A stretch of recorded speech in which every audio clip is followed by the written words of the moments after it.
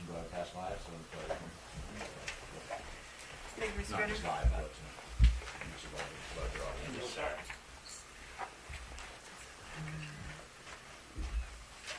Did you want an extra paper? Thank you, just what I need.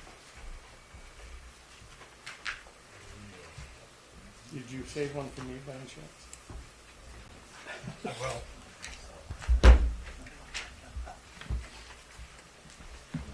I left one of my books at the car. Thank you. When you're ready, Sue, I can hit record. This meeting is being recorded. There we go. I'd like to call this meeting to order for a workshop at 3:38, and then have Mary call it, I believe, via Zoom. She's going to speak to us a little bit. Are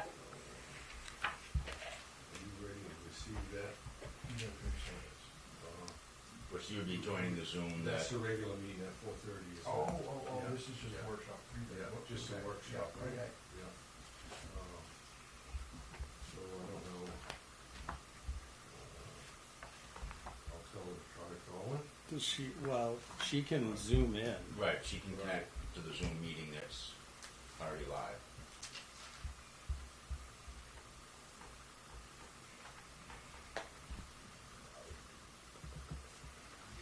Oh, it says Mary Costigan has joined your meeting. So she can already do what she's already done.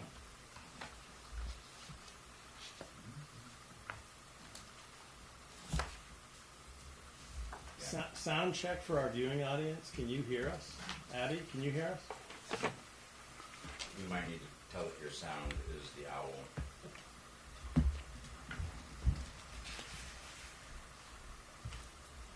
Couple of thumbs up there. Yeah. Sorry.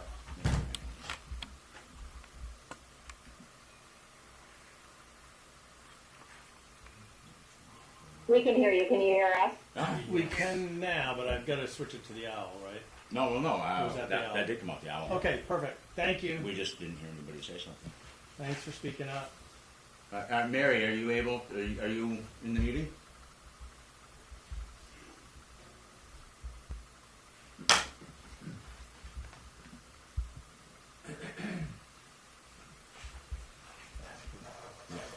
Yeah. Thank you, Daryl.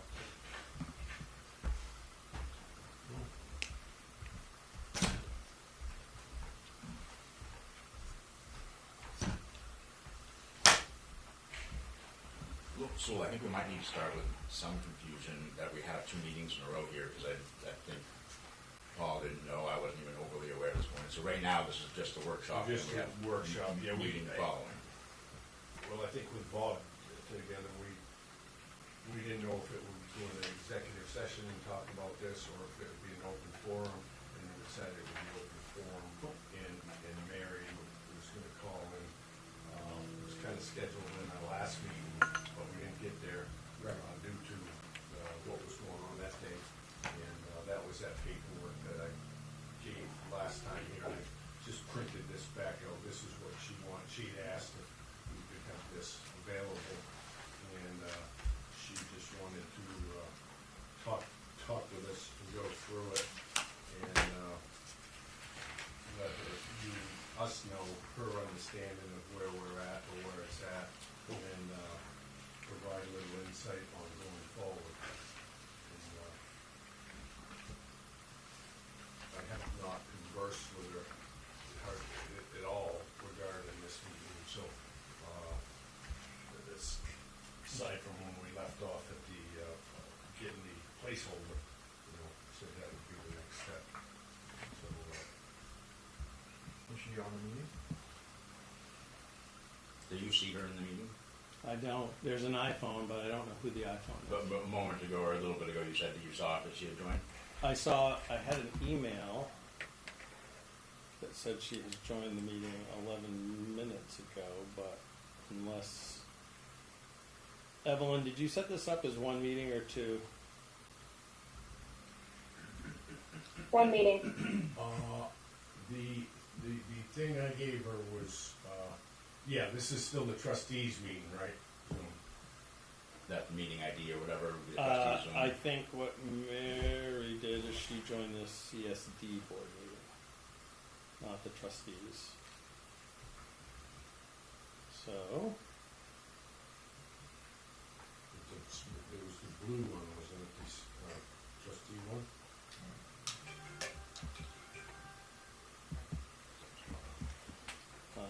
so she would need an update. While we're in this session, I'm gonna be leaving at 4:40-ish, just have another meeting, yeah. Is that correct, Bob? It was highlighted in blue and element.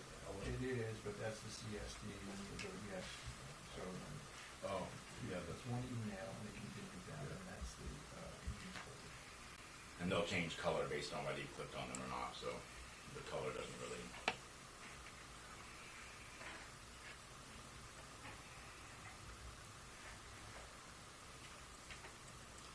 While we're not having her, do we wanna go ahead and have the lighting part of the meeting, and that way we can, I'm all for that. I don't mean to take over for your school, but I'm yeah, busy no, trying to. that's I fine. just sent you that, so you can give that to her if you want. Meeting So ID, Dave, you good with that, if we and Yep. everybody else I'm agree, good. but we go ahead and have him make the presentation out of Yep. order, and then, just pledge allegiance and stuff first maybe, or is that before workshop? do that. Yeah, We can, and then when the meeting starts, we've already done it. So. Yeah. Well, Yep. I don't want, not trying to drive the bus here, but. You're the vice chair, you get to do it. I pledge allegiance to the flag of the United States of America and to the republic for which it stands, one nation, under God, indivisible, with liberty and justice for all. Thank you. Thank you, sir. really good one. Can I grab those? Oh, no, those are etchings in my. This is this one, right? Are these the same? Some of them are edge size.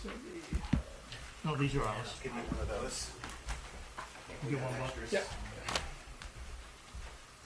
You got Hi, that? sorry, I was on the wrong Zoom.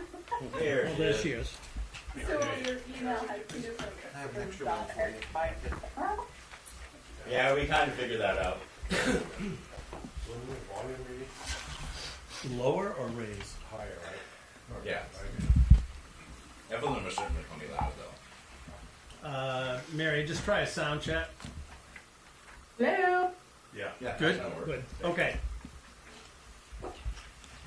But so, now what are we doing? So Mary, we need a little bit of information and input of this meeting.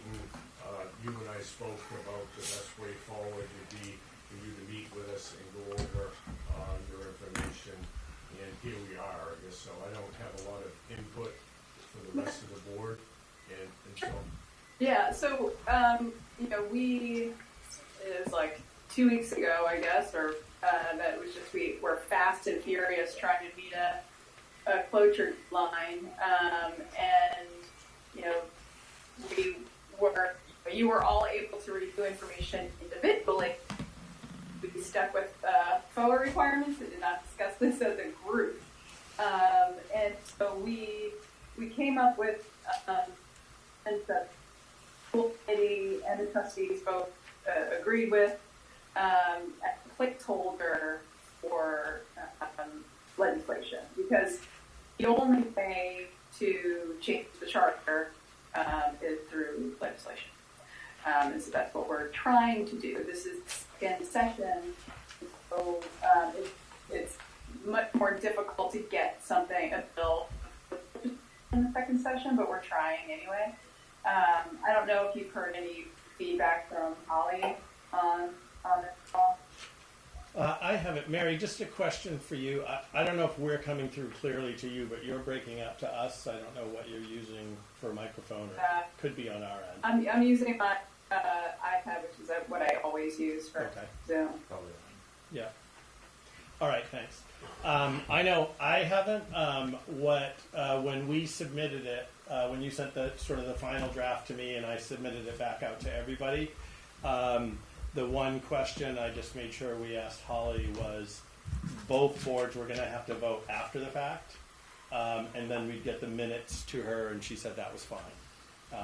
And that's on the agenda for the trustees today to confirm that, so we'll be able to send those minutes along, that it's approved, I assume. And the CSD board voted last night, because that was their first meeting, so they voted to, after the fact, to approve it, so that at their next regular meeting, they'll approve the minutes, and then we'll have that all Yeah. squared away. But Holly said that was no problem. Okay, so, and we sent the language to her with the caveat that the boards, as we have some time to actually vet, to think about it, that we might have further, if it does become a bill that the legislature is going to consider this session. So, that's where we are. So the idea is, I can't recall, do you know when we'll find out? Is it not until, when we'll find out if it's actually a bill that the legislature is going to consider? No. I thought she had said. Uh, I feel like that's not until January, but. No, it's before then. It's before that, maybe. Right, because they go through their readings of them. Right, they're gonna consider it and say, yes, this one will. I haven't looked at, I'm sure the schedule's online, I have not looked. Yes. Yeah. Yeah. It's 3 or 4 weeks or something.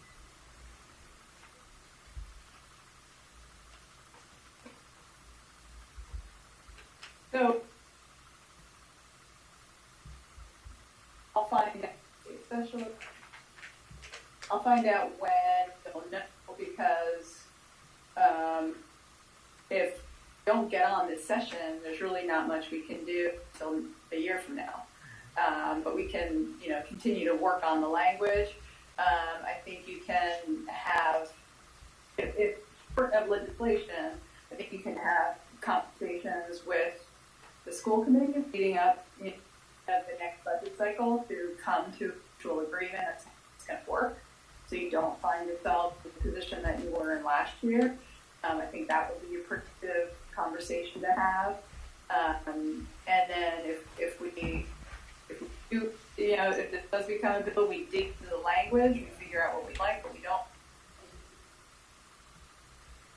I was going to ask if both the committee and the trustees agree with this language, and the towns are going to have to.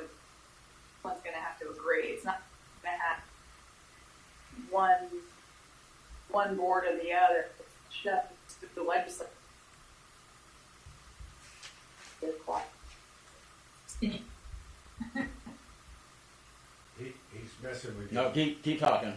We're, Okay, well, that's kind of it. I mean, it's about the language and waiting to hear about the section. Mary, I'm sorry, we were having sound difficulties. Could you repeat what you just said for about the last 2 minutes? Sorry. mainly about who has to agree. It's okay. I say I'll repeat the whole. I'll summarize the whole thing. Essentially, there's a couple of different avenues, and they really depend on whether we're going to be in front of the legislature this session or not, right? So if we hear that we're going to be in front of the legislature this session, I think it's crack down, look at the language, see if we're okay with the way it is, see if we want to make any changes to it. And so that's kind of the priority if we got there. If we have to wait a year, we certainly have a longer time to look at the language, and then the priority becomes the two boards coming together to come up with a plan for next budget cycle so that you are all in agreement as to how you're going to handle it. And I think you could probably come up with, if you felt more comfortable, you could probably come up with an MOU or something, or some sort of written agreement of, we met and this is what we decided, this is our job, this is your job, this is what we're going to do for, FY 27. And so, that's what you would agree to do, just to, because that seems to be sort of at the heart of the issue, is making sure that the trustees understand, each board understands what their role is and their place is, especially leading up to next year. And so I think there were, and this is, the entire process is a cooperative process. The legislature, whether it's this year or next year, they're not going to consider something if they don't have full support of everybody, including the committee, the trustees, and the towns. So it is about cooperation. It's not like if the trustees wanted the statute to look a certain, the charter to look a certain way. If the other folks are not on board, it's going to be pretty much impossible for the legislature to agree to that. So it is about cooperation moving forward. And I will say, we were rushed and hurried, that deadline was not that clear in terms of the product, but everybody chipped in. I mean, we had great cooperation and people worked and everyone agreed on the language. So, the fact that we can do something like that in a short period of time, and I think the language is in a pretty decent shape, shows me that I think we can continue to have a cooperative relationship.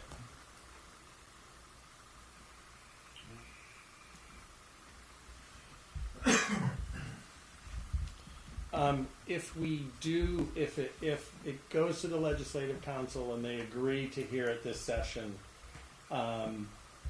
we will get, if we haven't already, from Holly, sort of when we would need to get a friendly amendment to her. Yeah.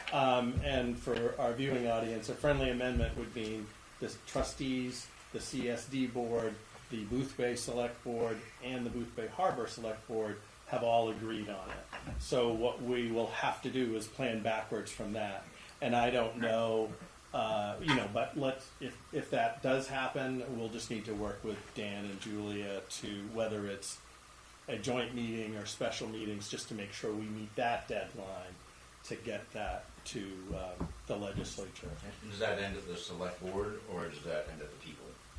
Do we have to does there have to be public meetings that are a certain number of public meetings for public information and hearings, or does the select board make their own decision on that?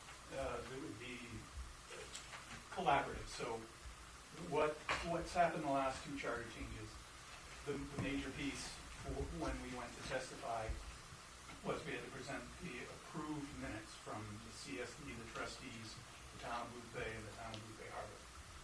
They'll ask you why you want to make these changes, but the end result is, to Mary's point, they want to make sure that this is all four entities are okay with this. Does that make sense? Yep. Thank you. You're welcome. And as far as sort of the budget process, because our fiscal year is different than the calendar year, we would want the boards to work out, as we already talked about, to make sure the budget process for fiscal year 26 doesn't repeat what happened last year. So that would be for this year's budget cycle, which feels year round. But so that, even though if we're not part of the legislative session, that doesn't mean that the two boards can't come to an understanding, and whether it's a policy, procedure, or MOU, that would not preclude the boards from determining jointly, here's what we want to do, this is how we want budget to work.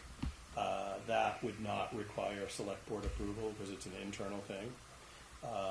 So that would also be the focus sooner rather than later. And MOU for the general public, that's a memorandum of understanding? Is that right? Yeah, yes, sorry, yeah.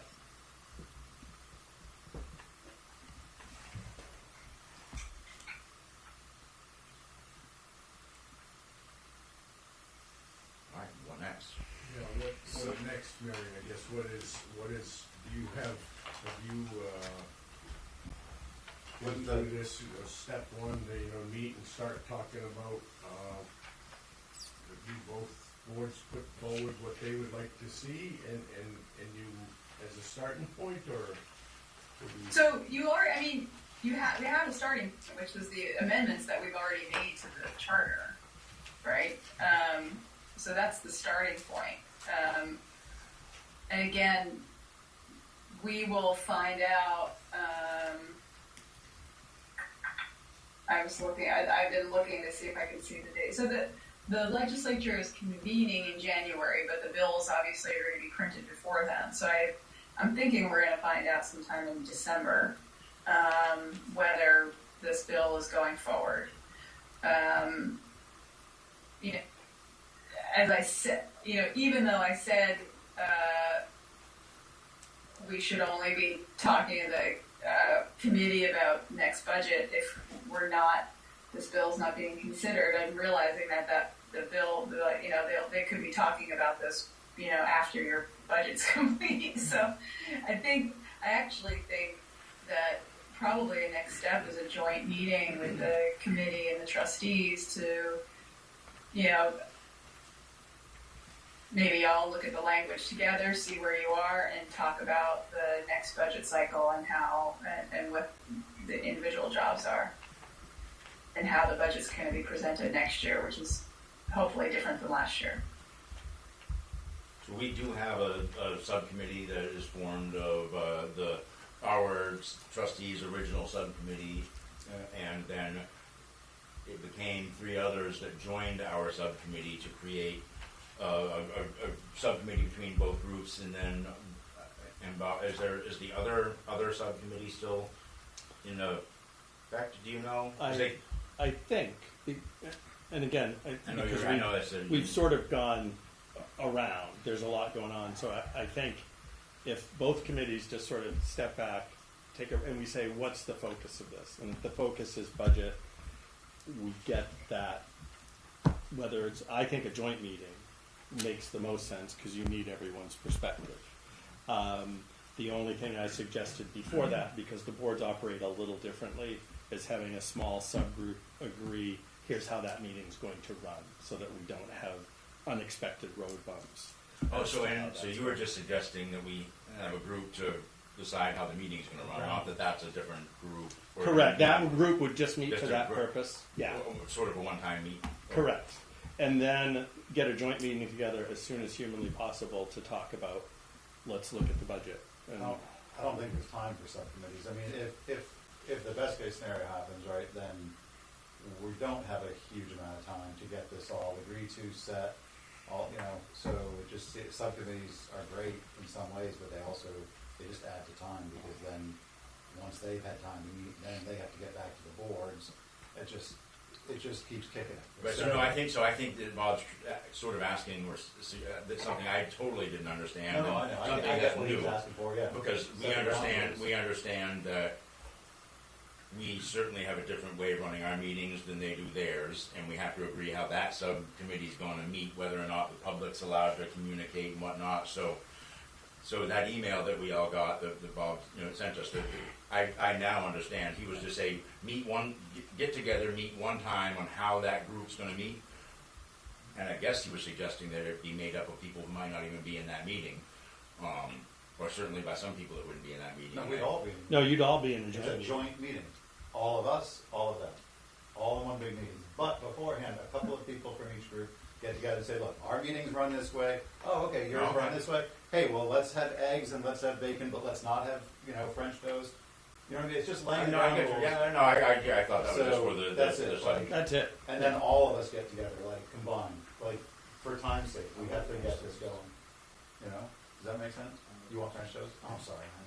Not a that in you. So we think that meeting is going to run more. We think that the suggestion is that it'll be much more efficient to have all of everybody try to meet and hash this out together versus having some representatives of each. I've seen how we meet. I think that if you have the smaller group come up with an agenda for the larger meeting and run a tight ship for the larger meeting, you're better off at least getting some initial reactions to what's happening, and then maybe the smaller group then digs in the details. But you are going to need everybody's input, and it's better to do it in advance than have the committee work and come up with a product that you're not going to have support for. So I do think it's important for both groups to meet, and the idea about meeting ahead of time is you have a tight agenda and you decide who's running the meeting, how it's going to be run. So it can be done. And Okay, no, that all makes sense, I get it. It's a unique, it'll be unique. Well, I mean, I think like you had mentioned, I mean, the key focus is budget, right? It's budget, it's the budgetary process. Is that, or, Okay. I don't know, or we need to talk about it, it's a workshop, so let's talk Yeah, about we it. have, Like, budgetary, you have, I think if I heard you correctly, Mary, you have, I guess in the simplest part of your bullet points of what changed in the charter are the talking points and how do we want to address each one of them. Well, But so here's the deal. The legislation is the charter, and that is a different prioritize, right? And so you're, soon going to be gearing up, probably already gearing up for next year's budget, right? I think if you start out a joint meeting talking about details, the charter language, and who has what power, you're kind of missing the priority of let's just agree how this next budget season is going to go and who's going to do what. And that should be your discussion. And then, if you come up with that process and that process works great, and then we bring that process into the charter if it's not already reflected in the charter, right?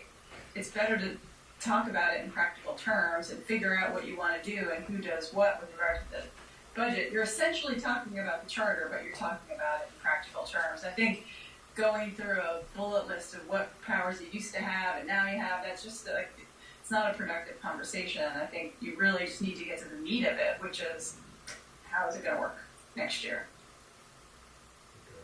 okay. Dan, was you going to ask something? I was just gonna, I know you're Sorry, talking Mary, about the Dan Breyer, the two boards. town manager Yeah, for I know Boothbay. Dan. Oh, okay, Mary, okay.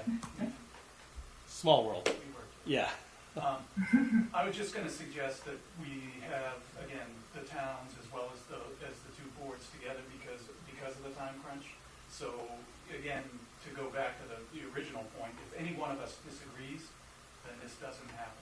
So I would just suggest that we have all four groups in a room, which is what we did both of the last charter changes. I think that would help to create order in the meeting, actually.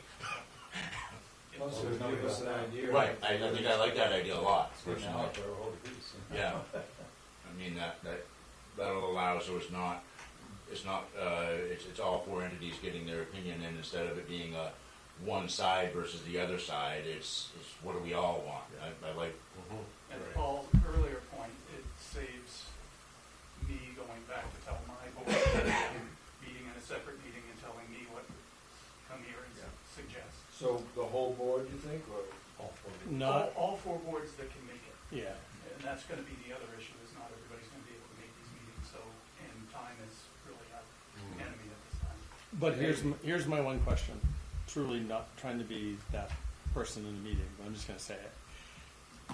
The budget conversation, This is just the, yeah, Not- it's really that. yeah, so the budget conversation, because any more than the select boards, as much as they would love us to be part of their budget conversations. Correct. This Yeah, is- this is okay, about the rest of the charter. Yeah, I just wanted to understand. So the budget conversation was what we had talked about earlier. It's the two school boards. Anything else charter related, Yep. we get everyone together for a joint meeting. That's what I just wanted to clarify. No, Yeah. exactly right. Yeah. It would appear then that it's sort of, they're gonna happen simultaneously then, so, right, I mean, That's what I'm a little confused about. one doesn't need, we don't need to wait, we need to get our two boards together as soon as possible to discuss, like Mary had said specifically, the finance, the budget aspect of next year, and what do we all expect. That's gonna go into the other discussion, obviously, it's a huge piece of it, but they're not, they're not exclusive. I mean, we don't wanna wait to start scheduling 4 boards Correct. until we've gotten some type of, some type of progress going in the other one. That's all I mean, like. And so for just a point of understanding, it's that what Mary's suggesting and what you were just saying is that we have the one problem to overcome isn't gonna be fixed by the charter, and we can fix it by an MOU or by procedure. My understanding is That's the that- one thing we have to work on, but that's separate from the charter, The whole charter. which both of them have, impending dates that are coming.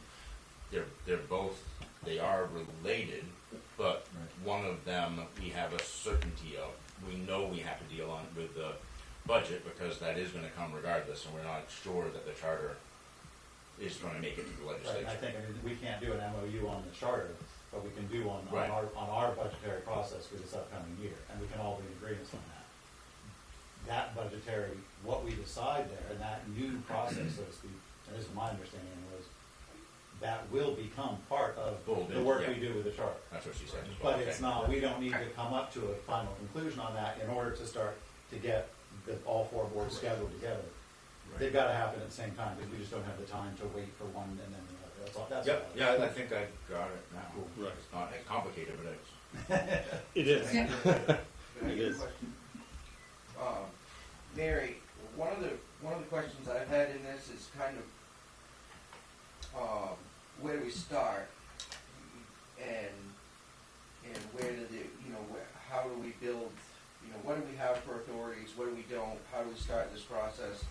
So, and what should be, as far as the charter part of the conversation, what should be or needs to be in our charter to give us these authorities back, or, how does that work? So my question is, it's pretty clear, it's clearly laid out in statute that the school board, CSD board, a community school board, has the power to make policy. And in our policy book, it specifically says that the school board's job, the school board's authority is to enact policy. But there is nothing that I've found yet that dictates that the trustees have any authority to make policy. So, how do we decide what changes we can put in policy that would give us authorities, as opposed to the wording that needs to be in a charter to give us them duties? So the charter doesn't necessarily have to be as long and drawn out as it used to be in the 1953 charter, because I think a lot of the stuff we could do through policy, but we need to know that the wording is right in that charter, or do we already have some power to make policy and enact policy and change our current policy? Does that make What- sense? I think I'm trying to understand. So when you're talking about the charter, again, a couple of weeks ago we did submit revisions, and you all have a copy of that. So that's the starting point for the conversation around the actual charter language. The policy piece, I mean, the only way to answer that is you can only do what the charter says you can do. Right? So you can't, you can write guidelines about policy all day, but it would be ineffective. The trustees couldn't, for example, draft a policy on what the curriculum should be for next year. You could draft it; it would be meaningless. The school committee wouldn't have to follow it. It would not be enforceable. But you could, if you're in charge of buildings, you could draft a policy on building maintenance and how frequently it should be inspected, and how you could do policies on things that are under your charge. But I guess my question is does state law give a board of trustees the authority to enact policy, or is that something that comes through the policy? How do Maybe if you could give me, I think I just answered that question, but maybe if you could give me a more specific question, because I'm not really following, but maybe I don't understand what you mean by policy. So the policy the policies that we operate under, state law. For example, what? Just the basic you know, your basic policy guideline. The state law says that school board, or the school board enacts policy. So, does that include board of trustees, or is that specific to, when you start dealing with, you know, how things are in Title, 20A, does that include, you know, just the CSD boards, the school boards, as it lists in there, or does that authority come down through and get conveyed to us as a trustee too? Your authority is So that charter would need to specifically say, in our circumstance, that the board of trustees has the authorization or the authority to enact charter, or enact policy, or change and enact policy. Yeah, I mean, this is something we can look at the language and see. I mean, it doesn't always have to be that specific. If it gives you full authority over all buildings, I would argue that you could create a policy that talks about, you know, how buildings are maintained, right? I don't really, yeah, if we look at the specific language when we get there and you feel more comfortable about a charge, about policy, that can be added, yeah, sure. I'm just kind of curious, before we start figuring out what we can put in policy between ourselves and work out down the road, you know, between what's your job and what's our job, as opposed to what we have to send to the state. You know, I don't want to make a whole great big long detailed thing about, you know, everything if we don't have to, because a lot of this stuff I think can be worked out in policy down the road. We just need to make sure that we have that authority to work these issues out down the road between ourselves when something comes up that you didn't see, or technology changes, or, you know, the way curriculum changes or Like something. she said, as long as it aligns with the existing charter, you can write any policies if it will help you. Like she just said here, policy of how often you're gonna check the roofs, I guess, on buildings and grounds, or how often, you know, you can make any policies you wanna have. But it has to stay within your authority. Within your authority in the charter. I think that's clear now. Yeah. Okay, does anybody have any more questions for Mary? The ones that we had in the email, she answered, I think, in her opening, so. Yeah. Okay. And Mary, what I'll do, and Dan, like if any one of us hears back, I've asked Holly for the sort of date by which we would need to get back. We'll just email each other so that everyone's in the loop of sort of the deadline, and I'll email both boards as well. So. Yeah, and I work with lobbyists here at the firm, and I can ask them what the schedule is, see if they'll tell me. Awesome. And I'll ask. All right, thank you. Thank you very much. Thank you. Thanks, Mary. Bye.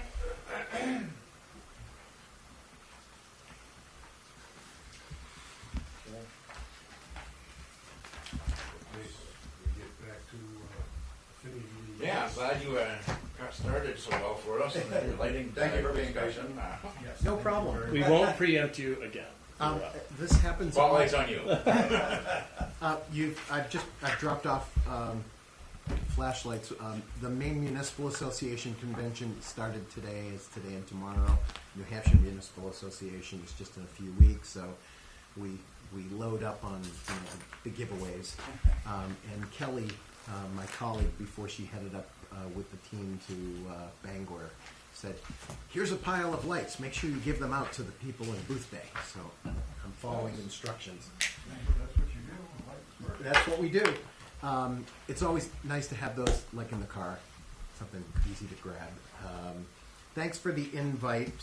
David and Bob and I have been working together for about 6 months on this project. My name is Steve Lieber. I'm the owner and the founder of Affinity LED Lighting. We have a relationship with Dan, I think since about 2018 or 2019, when we changed over to Boothbay street lighting, put in fully network lighting controls. My company is based out of Dover, New Hampshire. We are in the old Washington Street Mill. And, I started the company in 2012 with the dream to bring manufacturing back to the U.S. I've been a supply chain guy for about 30 years, and in 2015, we were approved in an old manufacturing mill in Dover, New Hampshire, as a UL manufacturing site. And we started in the street lighting business at that time for U.S. manufacturing. Once we got, the tariffs were all changing around that time, and that was sort of like the first relevant business for us to be, working on. And since that time, we've done, I think, about 130 communities in Maine and New Hampshire. About 70% of the state of New Hampshire is lit by our streetlights, including the whole NHDOT, border to border to border highways and turnpikes, all built by U.S. veterans who do all the assembly work in my shop. And I would say probably close to 50% of the state of Maine.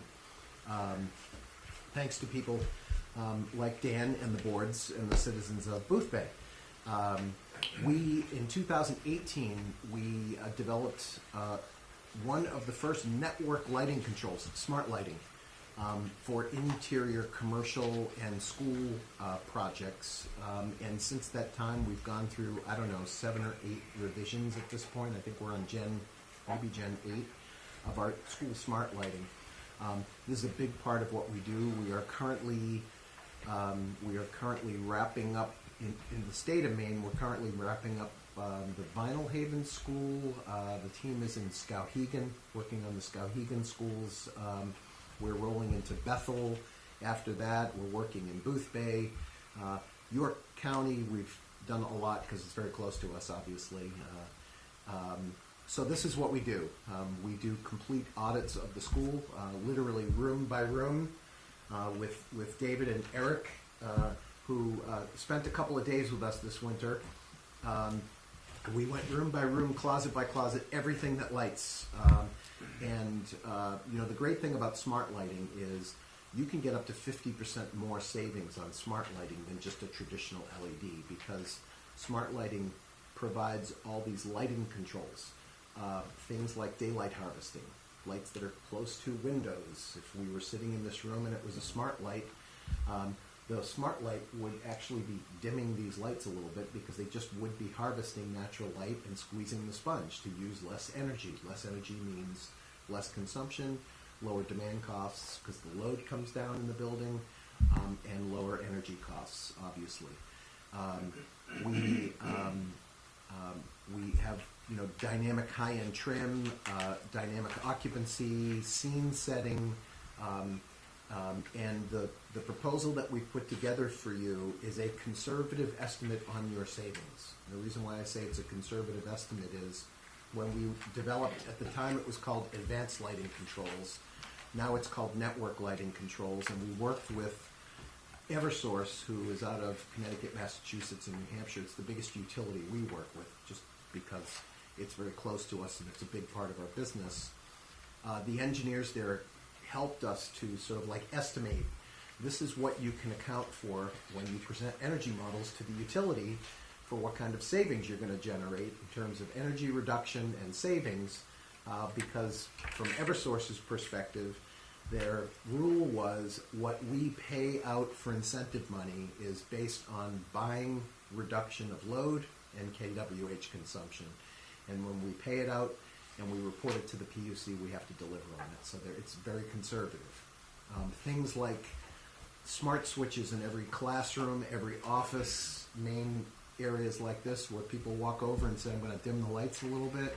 We don't even include, which everybody uses, particularly in offices and classrooms, we don't even include manual dimming in the calculation. So generally you'll be somewhere between 10 and 20% higher savings than what we're estimating, but we continue to use the conservative because we'd rather you exceed what our expectations are than struggle to meet them, and that's very important. So we've gone through all schools. We audited the high school, the elementary school, Edgecombe, Georgetown, and Southport schools. So all facilities combined, and our understanding is we've moved aside on Edgecombe Eddy because they're gonna be doing kind of a special program, so we've separated that out, and David has that, so we've removed that from this project. We've also included the sports fields. Big challenge in sports field lighting, and that is like the new wave of things going on right now, is all this high pressure sodium 1500 watt metal halide lights that are out on those poles that use up 1900 watts every single light every hour. Massive demand charges as soon as you turn them on because there's a spike in demand, and very high operating costs, and there's a significant reduction in the fields. And David has expressed to us the challenge of maintaining those lights because they're tired. The infrastructure is very good. We've checked the infrastructure, but the lights in the system is tired. So we've added that to the proposal and have that to present to you also, because what you'll see in the numbers, first of all, is that you won't see any change to the payoff. And when we start talking about payoff and the financials, it's very important to talk about this right away. We've put together a program which we do with all school districts, that there is no cost to the taxpayers. There is no cost to your budget or to your CIP budget. Those things, there's always a laundry list of CIP projects, and it's just a matter every year of like, what can we cover in the budget this year? This is going to be paid 100% from the savings of that's going to be delivered as a result of changing over the lighting, and it's done through a municipal lease purchase, which as the governing authority of the school boards have the complete right to be able to elect to go into a municipal lease purchase without having to go to town meeting or develop a warrant article, because there's no impact on the taxpayers. It's paid basically from your underspent electric budget. The way you work a municipal lease is you just hold the electric budget where it is, even though you're going to be spending less.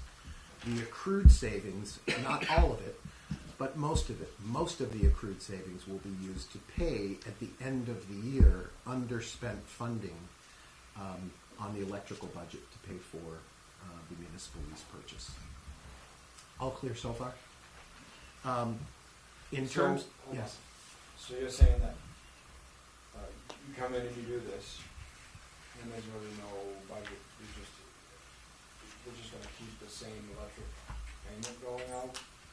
And that's what will pay you guys? Your bills are actually going to go down. And what happens is municipal lease purchase, just like communities when they do, they'll do municipal lease purchases on fire trucks and police cars and Chromebooks and things like that. The municipal lease purchase is funded through a municipal leasing bank. There's a non-appropriations clause, so you're not even taking on a debt. You're using your annual operating expense of electricity to be able to pay for it on an annual basis.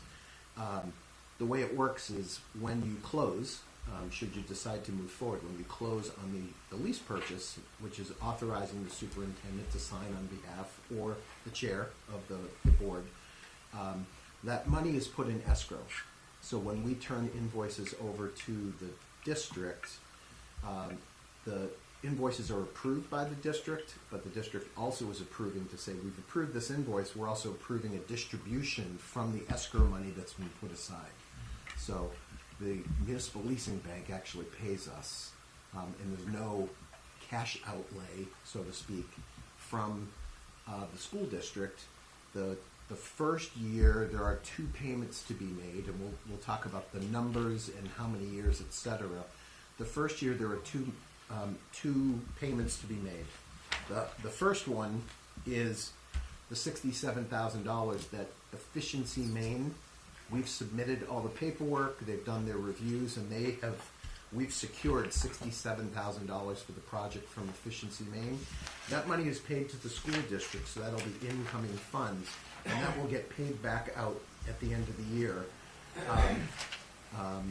as one payment. The second payment is the annual payment of the savings, basically your savings from your budget. So Does that answer your question? I think so. So if we get a lot greater savings, as you suggested might happen, based on, then where does that go towards paying down faster? Does that stay in our budget? I think that's up to you. I mean, most districts just say, hey, we're cash positive. It's good. We spent less because, you sort of like thought this was going to be part of your electric budget payment for the year, and you spent less than that. So so that's the first year, so my question is just, in years 3, 4, 5, 6, 7, would you maintain the same general budget based on if we hadn't changed?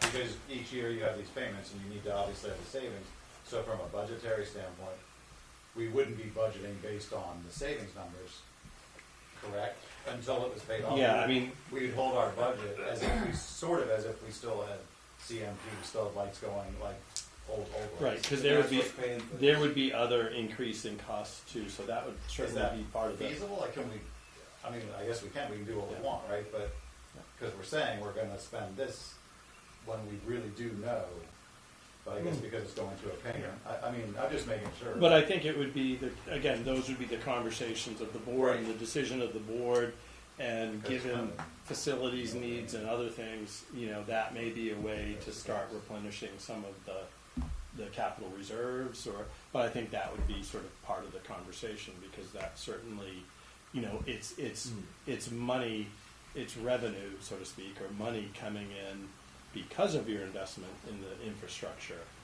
So, but that would be a full sort of board discussion. But if, to your point, if you suddenly lower the budget to what we're spending, Then the savings are gone. then the you savings don't- are gone you and you don't have to an pay excess for the budget to loan. pay for it at the end Yeah, of the year, so. correct. Then you're officially taking on a debt. Yeah, Yeah. exactly. Right. You have to, Yeah. So and there really is just it's not really a shell game, but it is. We're on the budget. I would rather us just be honest and say, here, this is where that money is going as far as paying off this debt. The reality is to the public what he's selling us and what we're selling them is that we did this project that effectively didn't add to our expenses, didn't add to our taxes because of the way we were able to save money to pay for it. Well, but we're not pretending that it's. And the truth of the matter is, I guess it looks like it's warranty for 8 years. Looks like, and I don't know what the history, I don't know how many locations you have with a much longer history, but, that's where that's really where the benefit starts to come in is, right, year 7 to 8. And then the longer it lasts, Right. then you're really recouping some serious. Right. Because now you're not Absolutely. paying for it anymore, or are there we have some, we have some vendors, right, with some pretty substantial service contracts that even when the equipment's paid off for the service contract, like just weighs on you. I don't know how that goes with this long term. So our service, what we consider to be our service KPI that we have, we set it at 0.3%. So it's like 3 out of 1,000 lights to be serviced on an annualized basis. That's our metric that we set. We come in below 0.2%. So we're below that. Out of the 0.2%, a lot of it is the service that we come in is not a light actually failing. It's a call that says, hey, we seem to have a room that just the switch doesn't seem to be responding to the lights. Can you tell us, come here, because our field people are out all the time, or can you tell us how to just reset that switch to talk again back with these lights? Or we have one light that's not responding. When the timeouts happen, it stays on and the rest of the lights are going out as they were programmed to be. Can you help us to, remotely, reset the one light? I mean, it's failures. LED technology is so stable today. This and is for what kind of longevity are we talking? I mean, the rated, we use these to get lights certified to be able to work with utilities and have them authorized to be able to. Thanks, Phil. It's nice to meet you. Likewise, I love the idea so far. So to get us authorized to be able to have rebates, we have to meet technical requirements, and there's an organization called Design Lights Consortium, DLC. It's like the Energy Star of LED lighting. It's still sort of, to some extent, it's independent, but still runs through like Energy Star in terms of some of the technical requirements. Energy Star is, the DOE. So we're required to have all these third-party technical tests, stamped, lab reports to be able to turn into DLC, along with our UL safety certifications, all those things, on an annualized basis to make sure that we continue to keep our DLC listings. And what those are called is that you get up on a qualified products list. Some very sophisticated, while Central Maine Power and Efficiency Maine don't have as sophisticated of a system, we actually provide them the DLC listings.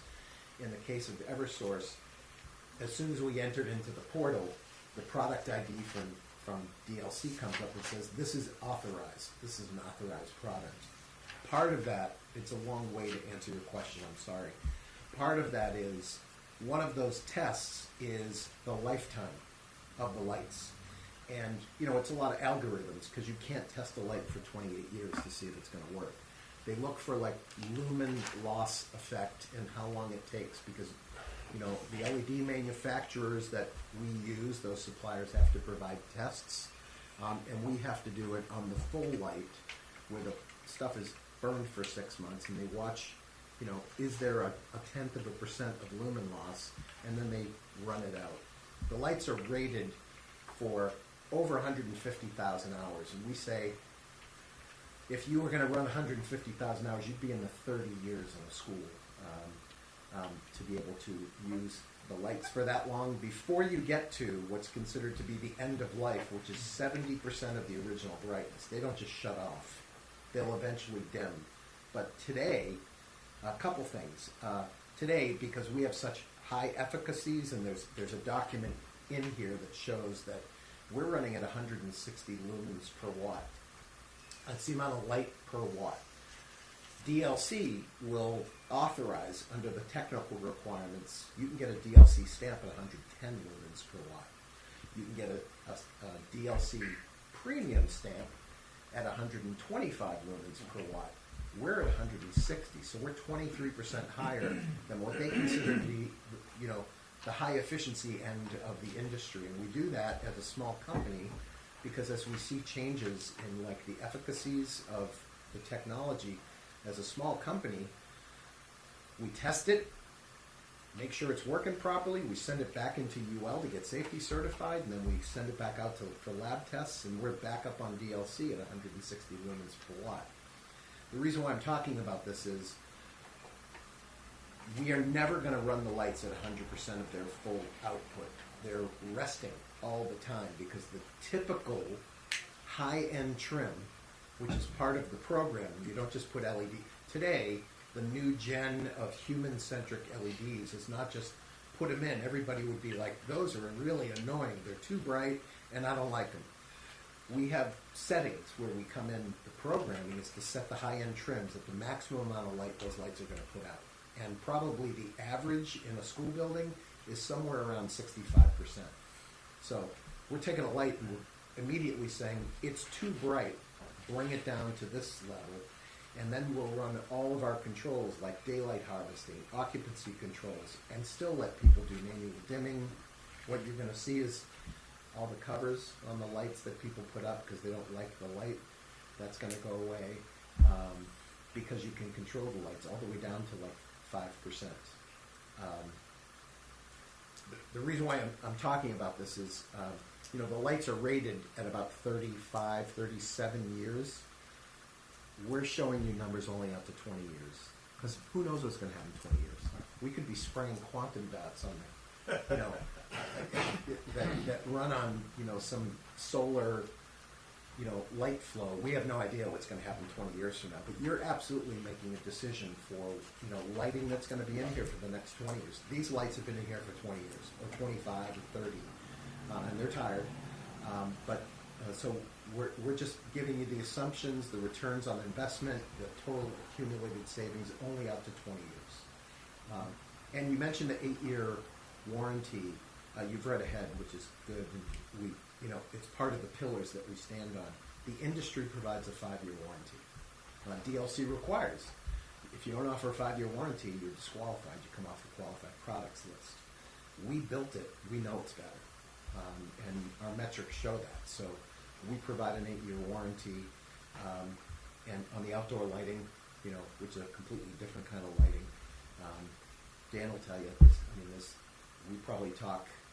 We should talk more, but we probably talk like once every couple of years because a light is either day burning because it's got a sticky contactor on the street lighting control, or we have to do a warranty service of a light because maybe a driveway went or something like that. So when we build our lights, our veterans bench test them. The second thing that we do is not a UL required test. We use a high pot. It's called high pot testing. We actually surge them. We try to blow the driver in the shop with a massive surge of power. It doesn't happen very often, certainly, and you hope it never happens because the lighting is the last thing that you're going to be worried about if you had a massive power surge. We surge them. We try to blow the driver. I don't know, maybe a couple out of 1,000 might do it, and they get replaced and retested in the shop.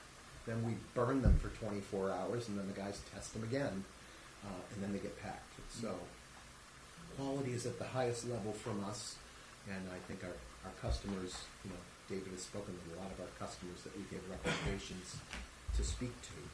We gave them a large list because, it's easy to say, here's one or two people that'll say something nice. I think when we were presenting street lighting to Dan, we were probably 50 customers in, and we gave them the whole list. So you decide who you talk to, rather than us cherry picking. So what we've projected for the buildings, it says 97.6% smart.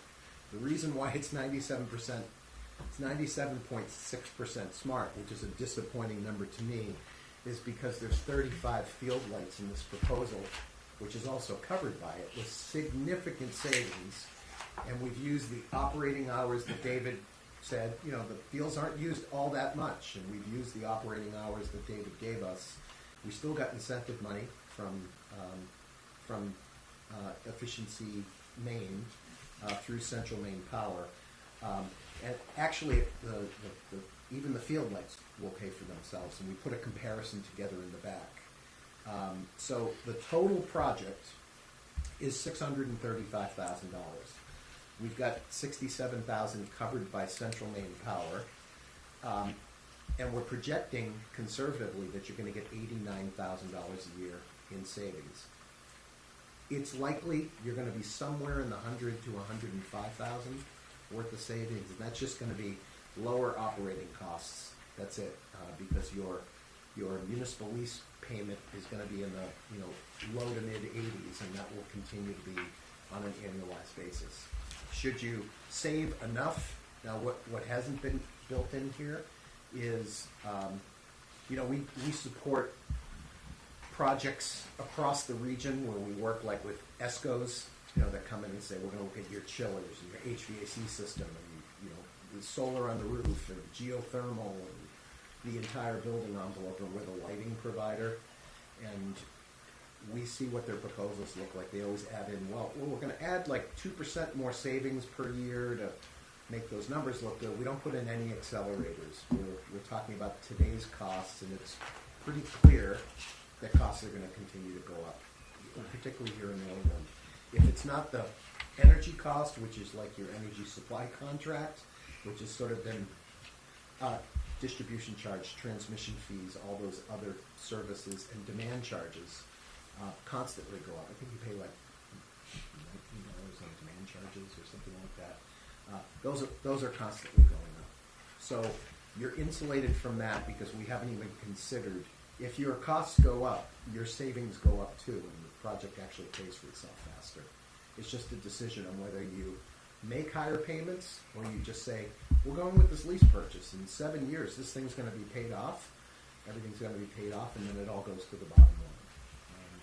But those are sort of like internal discussions that you can have along with Jessica, right? Jennifer, business administrator. Kathleen. Kathleen, sorry. So I I'm thinking think, of another Jessica. Steve, I think Tricia Campbell, principal of the building, had a question. Yes. Hi. I'm loving the idea. I can't help but wonder, having the experience in the building, our building's age, we have frequent issues with the electrical. And I'm curious if that has been brought into the consideration regarding costs. I don't know what has been examined in this particular building when coming up with the planning. And if our tech director has been consulted with the electrical output and needs in this building, and if this particular product needs electrical upgrades, have we considered that? Because concerns when looking at building projects has been, once we get into the electrical, we impact code, which then needs a greater amount of work. So I'm just curious if we've looked at that. So to answer your question, there's generally no impact, if anything, because the load is going to drop. Okay. There's generally no impact, and if I look at, just a quick reference, if I look at the high school itself, need to get through this. We're looking at an 83% reduction in your total consumption of energy. What you have today is an 83% reduction of your kWh. And your demand charges, demand savings are going to be somewhere in the, including high-end trim, are going to be somewhere around 40 kW. Well, actually, the load for the entire building is going to drop. Generally, buildings like schools, typical buildings that have, legacy infrastructure, you're using anywhere from 45 to 60% of your electricity is being used for lighting. Take that consumption, and now drop it by 83%. That's where all the savings come from. And just to give you an example, like a 3-lamp troffer, like is sitting above your head, a 3-lamp troffer is rated at 88 watts. We're coming in with a fixture that is a 25-watt fixture that we're going to high-end trim. If we put it on at 25 watts, you'd be wearing sunglasses. We're going to put it on high-end trim, and let's just say we're going to 65. You get sunblock. Exactly. So that 25 watts goes down to about 17 watts. And then from 17 watts, each fixture, we're daylight harvesting in certain cases. We are setting dynamic occupancy, so when people walk out, the lights are going to shut off by themselves. The lights won't stay on all day, but it's programmable. It's, some places you want lights on all the time. So that's where we get the 85% reduction, because your net power is probably going to be around 13. So that's a reduction on the pull on the electrical. So Yes. that helps the entire building. Will all of these fixtures will be completely replaced? The new fixtures will be brought in. And they'll not just fit right in these. Yeah, in the case of this type of fixture, while it's called a retrofit kit, it's actually a brand new fixture. What happens is we open the tabs, the diffuser door comes down, we take the door off. We pull out the tubes, we cut out the ballast, take the ballast out. Now we have direct AC that was going into the ballast. We connect up with a new frame in the existing UL rated can that's already up in the ceiling. We connect a new fixture that sits inside the can, and it looks like an absolute brand new fixture, but it's actually, the back of it is actually the existing can. What that allows us, for any light that we can do retrofit kits, it's a retrofit fixture. We don't have to touch the infrastructure to go up and say, you know what, this Romex, now that I've touched it, because every electrician that works for us has to have a conscience. If they see something wrong, they have to fix it, and they have to bring it up to code. So if they don't have to touch the wiring outside of that can, they're only refitting what's in here. In the case of all the surface-mounted lights that are, we call them 4-foot wraps, or strips in custodial closets and, storage rooms, electrical rooms, etc. and in some cases even classrooms, those units, they come out, and if there's any wiring infrastructure that needs to be fixed, it's done on the spot then. So, Will they give everything kind of a once over as they do this, just out of curiosity? oh, absolutely. You know, there's a Make sure there's nothing that really jumps out at them. absolutely, yes, yeah. And these teams have done, you know, dozens of schools. So, and probably, I don't know, somewhere between 300 and 400 municipal buildings and commercial spaces. So they're really good at what they do. Yeah. So the lights will have the same diffuser doors on there? The diffusers will be gone, and now you'll have sort of like this new modern LED light up there. The lights will be, you know, for this room, for example, you know, our network lighting controls is called Click Connected, and it's ours. There's 49 systems on the planet that are registered as meeting all the technical requirements from DLC, and we're one of them. We were actually the first company that met those requirements because we started developing this in 2017. So what will happen is these lights will all be grouped. You know, as an example, if we took the library, for example, the lights would be grouped to be able to all work together. Every single light has a smart sensor on it. Now we can set it up by, if you want to squeeze the sponge, we can set it up by zones. If students or faculty are, you know, living and working in open space, but nobody's actually over in those aisles, it can be set so if it's unoccupied, let the lights come down a little bit. You actually don't notice it a lot, but if it's not occupied, let it come down and not use the same amount of power. And then when somebody walks into that group of lights that have been set separately and it senses occupancy, they'll come back up. We do that with hallways. We can set scenes, for example, in rooms like this, and typically in a classroom, if there's a smart TV or a projector wall or whatever in every single classroom, there's a scene button on the smart switch. Besides manual dimming and a button that just says auto, which means just put it into smart mode and you never have to touch it. They'll shut themselves off when people leave. They'll daylight harvest if there's bright lights coming in on those lights that are close to windows. We also set up a scene for the teachers if they're teaching on the screen that the lights in the entire room will just drop down to 30%, keep the kids active, they can still take notes, but the board is much brighter because the lights in front of the board we usually program to shut off on that scene. So everything is just, they can focus their attention. You have remote monitoring? Remote monitoring is possible, and that's some of the technical capabilities that we have to provide. It depends if you have a BMS system, or should you install a complete built modern building management system as part of the technical requirements for network lighting controls, the NLC qualified product list that we're listed on. We have to have the ability to go from a closed Bluetooth system up into the IoT network with the appropriate protocols to integrate in with building management systems so you can have remote monitoring. When you install it at first, today, nearly every school is not that sophisticated yet, but you will be at some point, probably. Right. It's likely. And the system has to have that capability for us to keep the technical requirements.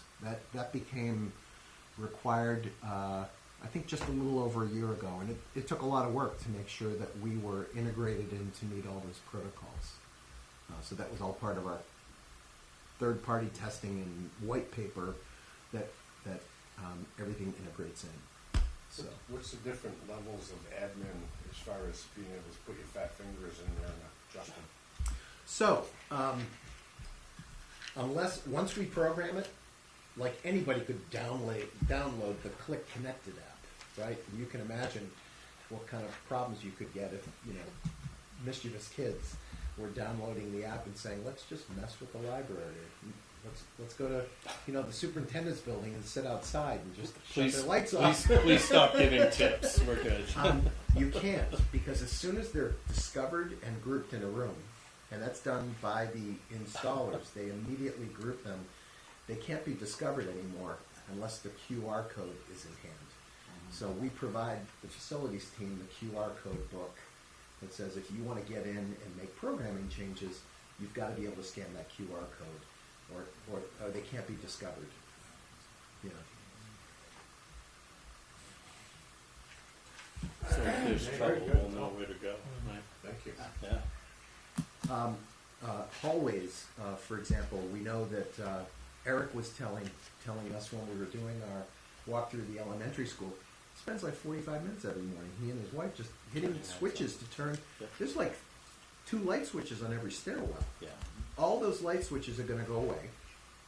We'll blank them off. They get tied to constant power, and the lights, particularly in stairwells that have to be lit by code 24/7. If the stairwell is not occupied, we're going to drop it down to 20-25%. So there is still light by code in the stairwell. But as soon as anybody walks in on any floor, because they will be grouped, if any one light senses occupancy, the entire stairwell comes up to be fully lit. And then, when there's no occupancy, which there is probably a considerable amount of time during the day where certain stairwells are not used, they're not on all day. You know, they come down and drop. So this is where all the savings comes from. Making decisions about, some schools say, look, as soon as my facilities people walk in and, you know, Schnogs walks in the back door on the lower left, lower east side, when he hits that first door, we want every light in every hallway to come up because that one occupancy sensor picked it up. Others will say, do it hallway by hallway. We don't need the lights on. There's so many different ways, and we'll get into that obviously on what is acceptable for the district, what makes sense for the school, so that you have all the safety in mind. You don't want any space going dark ever when somebody's occupying it. Kids won't have to touch a light to walk into a bathroom or when they leave a bathroom, but the lights will dim down or shut off if they're not occupied at all. We even take into account all those utility spaces like storage rooms and custodial closets and facilities bathrooms and things, all those places where there's switches, and it's very common, you probably see it, it's just human error. People like shut the door and they leave and the lights have been on, and you walk in on a Tuesday after the holiday and the lights have been on since who knows, only somebody in this room last Wednesday, and the lights have been on, unless David and his team are walking around checking every room. This makes sure those are put on fast timeouts. When that door closes, a couple minutes later the lights shut off. Door opens, instantly it comes on. All just motion. All in just motion. Yeah. So each fixture has a photo eye and a passive infrared sensor. So they're always watching. The only thing that we do not have capability of is traffic sensing. It's the one capability that we haven't been able to solve yet. If it was Oracle or a building like that, where they're like, do we need another building on this campus because we're running out of space? That's when they start to look at utilization and they realize that people are only at their desks 30% of the day, but you're 95% occupied in your conference rooms. You need less desk space and more conference rooms. Things like that. But traffic sensing is not really in your world as important to be able to monitor. What's the installation time, and when would something like that happen? I mean, obviously there's a lot of different pieces to this. So we work 2 different ways. Traditionally, lighting, any projects, because we know we do a lot of summer installations, and you're tripping over the guys who are trying to do the floors, and new cameras are getting put in, new systems, all this other stuff. Our teams work year-round. They will, in fact, they prefer to work when school's in session because they come in at like 3 o'clock in the afternoon and they start setting up and getting ready. And they'll work 12, 13-hour shifts 3 days a week. And the reason why they like that is they only have to clean up 3 times. And it's less, it's less unutilized productivity for their teams. Because when they leave a space, it has to be perfect the way they left it.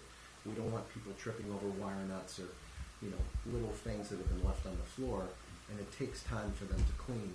So they prefer to work 3 long days, and then they go home, or they jump onto a municipal building job the rest of the week. That is usually what they prefer. In the summertime, they generally will work those same long hours, but they'll do it during the day.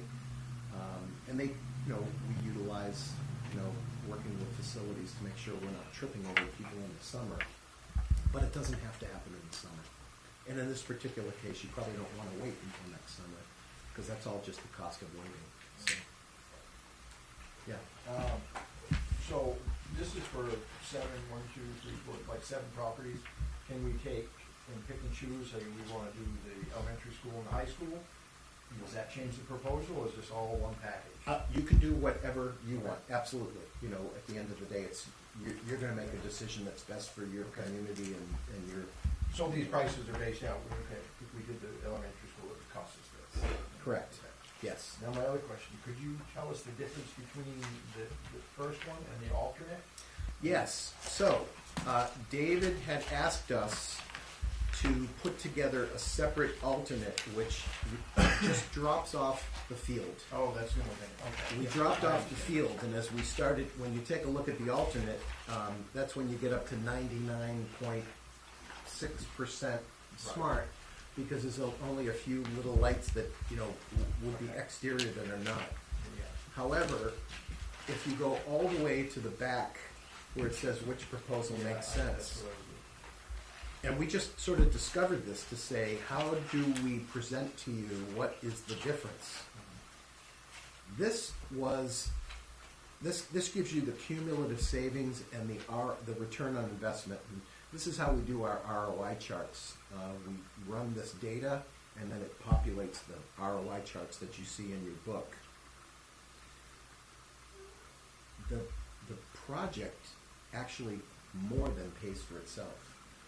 By not doing the field, which was a little bit enlightening, we were like, okay, what do you sacrifice as a result of, or what benefit is it to leave the field out? Because that was David's recommendation. Like, I'm not sure they're going to want to do the field because it's expensive, and we haven't taken into account, by the way, any maintenance costs, bulb changes, ballast changes, ladder time.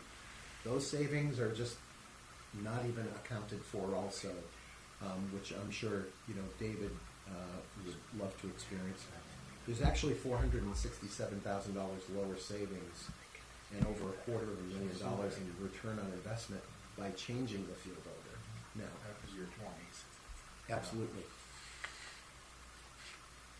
And it's the same, if you look at the flip back 2 pages from there, including the cost of the tax exempt lease purchase, it's 7.8 years. Total payoff, including the cost of the money for a lease purchase, to do everything without the fields, and then you go with the fields, it's 7.9 years. So there's really no difference, because you're adding in, with the fields, you're adding in $23,000 worth of annual operating cost savings on the fields. It seems like after year 9, you're saving more money by doing the fields. Absolutely, and part of it is because after 8 years, the equipment's all paid for, and then then the return on investment accelerates because you're making payments. That's the difference between the cumulative savings and the cumulative return on investment is the paying for the cost of the project. So the ROI is the big number, obviously, for you, which on that back page, you're getting $1.1 million worth of ROI with this project. That's paying for the project and saving the district $1.1 million across the life of it. And it's probably better lighting too, just for the eyes. So, really good question. You have mercury-based, fluorescent lighting, we all know, has a flicker. Some of us pick it up more than others. Some of us special kids that are, on the spectrum, pick it up really, really bad. Most people, even if we're not detecting the flicker, it's bothering you. By the end of the day, you're tired. The flicker's gone. There is no UV output from new modern LED has no UV output. So you're reducing all the UV output in the lights, which is, there's only a small UV output from fluorescent lighting. But the flicker's gone. All the hazardous mercury, because every single fluorescent tube has mercury vapor, it's very hazardous, particularly if it breaks. And I'm sure facilities people have experienced that often, and it's not healthy, it's not good. We're taking all of that out of the schools, and you'll never have it. It won't be coming back. And we take care of also disposing of that and getting you a certificate of disposal that we've taken care of your hazardous materials. And so, they're probably more consistent too, because like they got a white light here and a yellow light over there. Absolutely. Color temperature will be. What is the temperature of these lights? Choice? It really depends on what you want. Our recommendation is 4,000 K. 4,000 K is, the science will say, it's the best task-oriented, not gyms, not sports fields, which would be 5,000 or 5,500, but classrooms, offices, hallways, 4,000 K is the best color temperature for alert, task, learning. It's the best color temperature. Yeah. The lease purchase cost, is that set by the main municipal leasing? It's actually set by, we at arm's length, we have no interest in the municipal leases at all.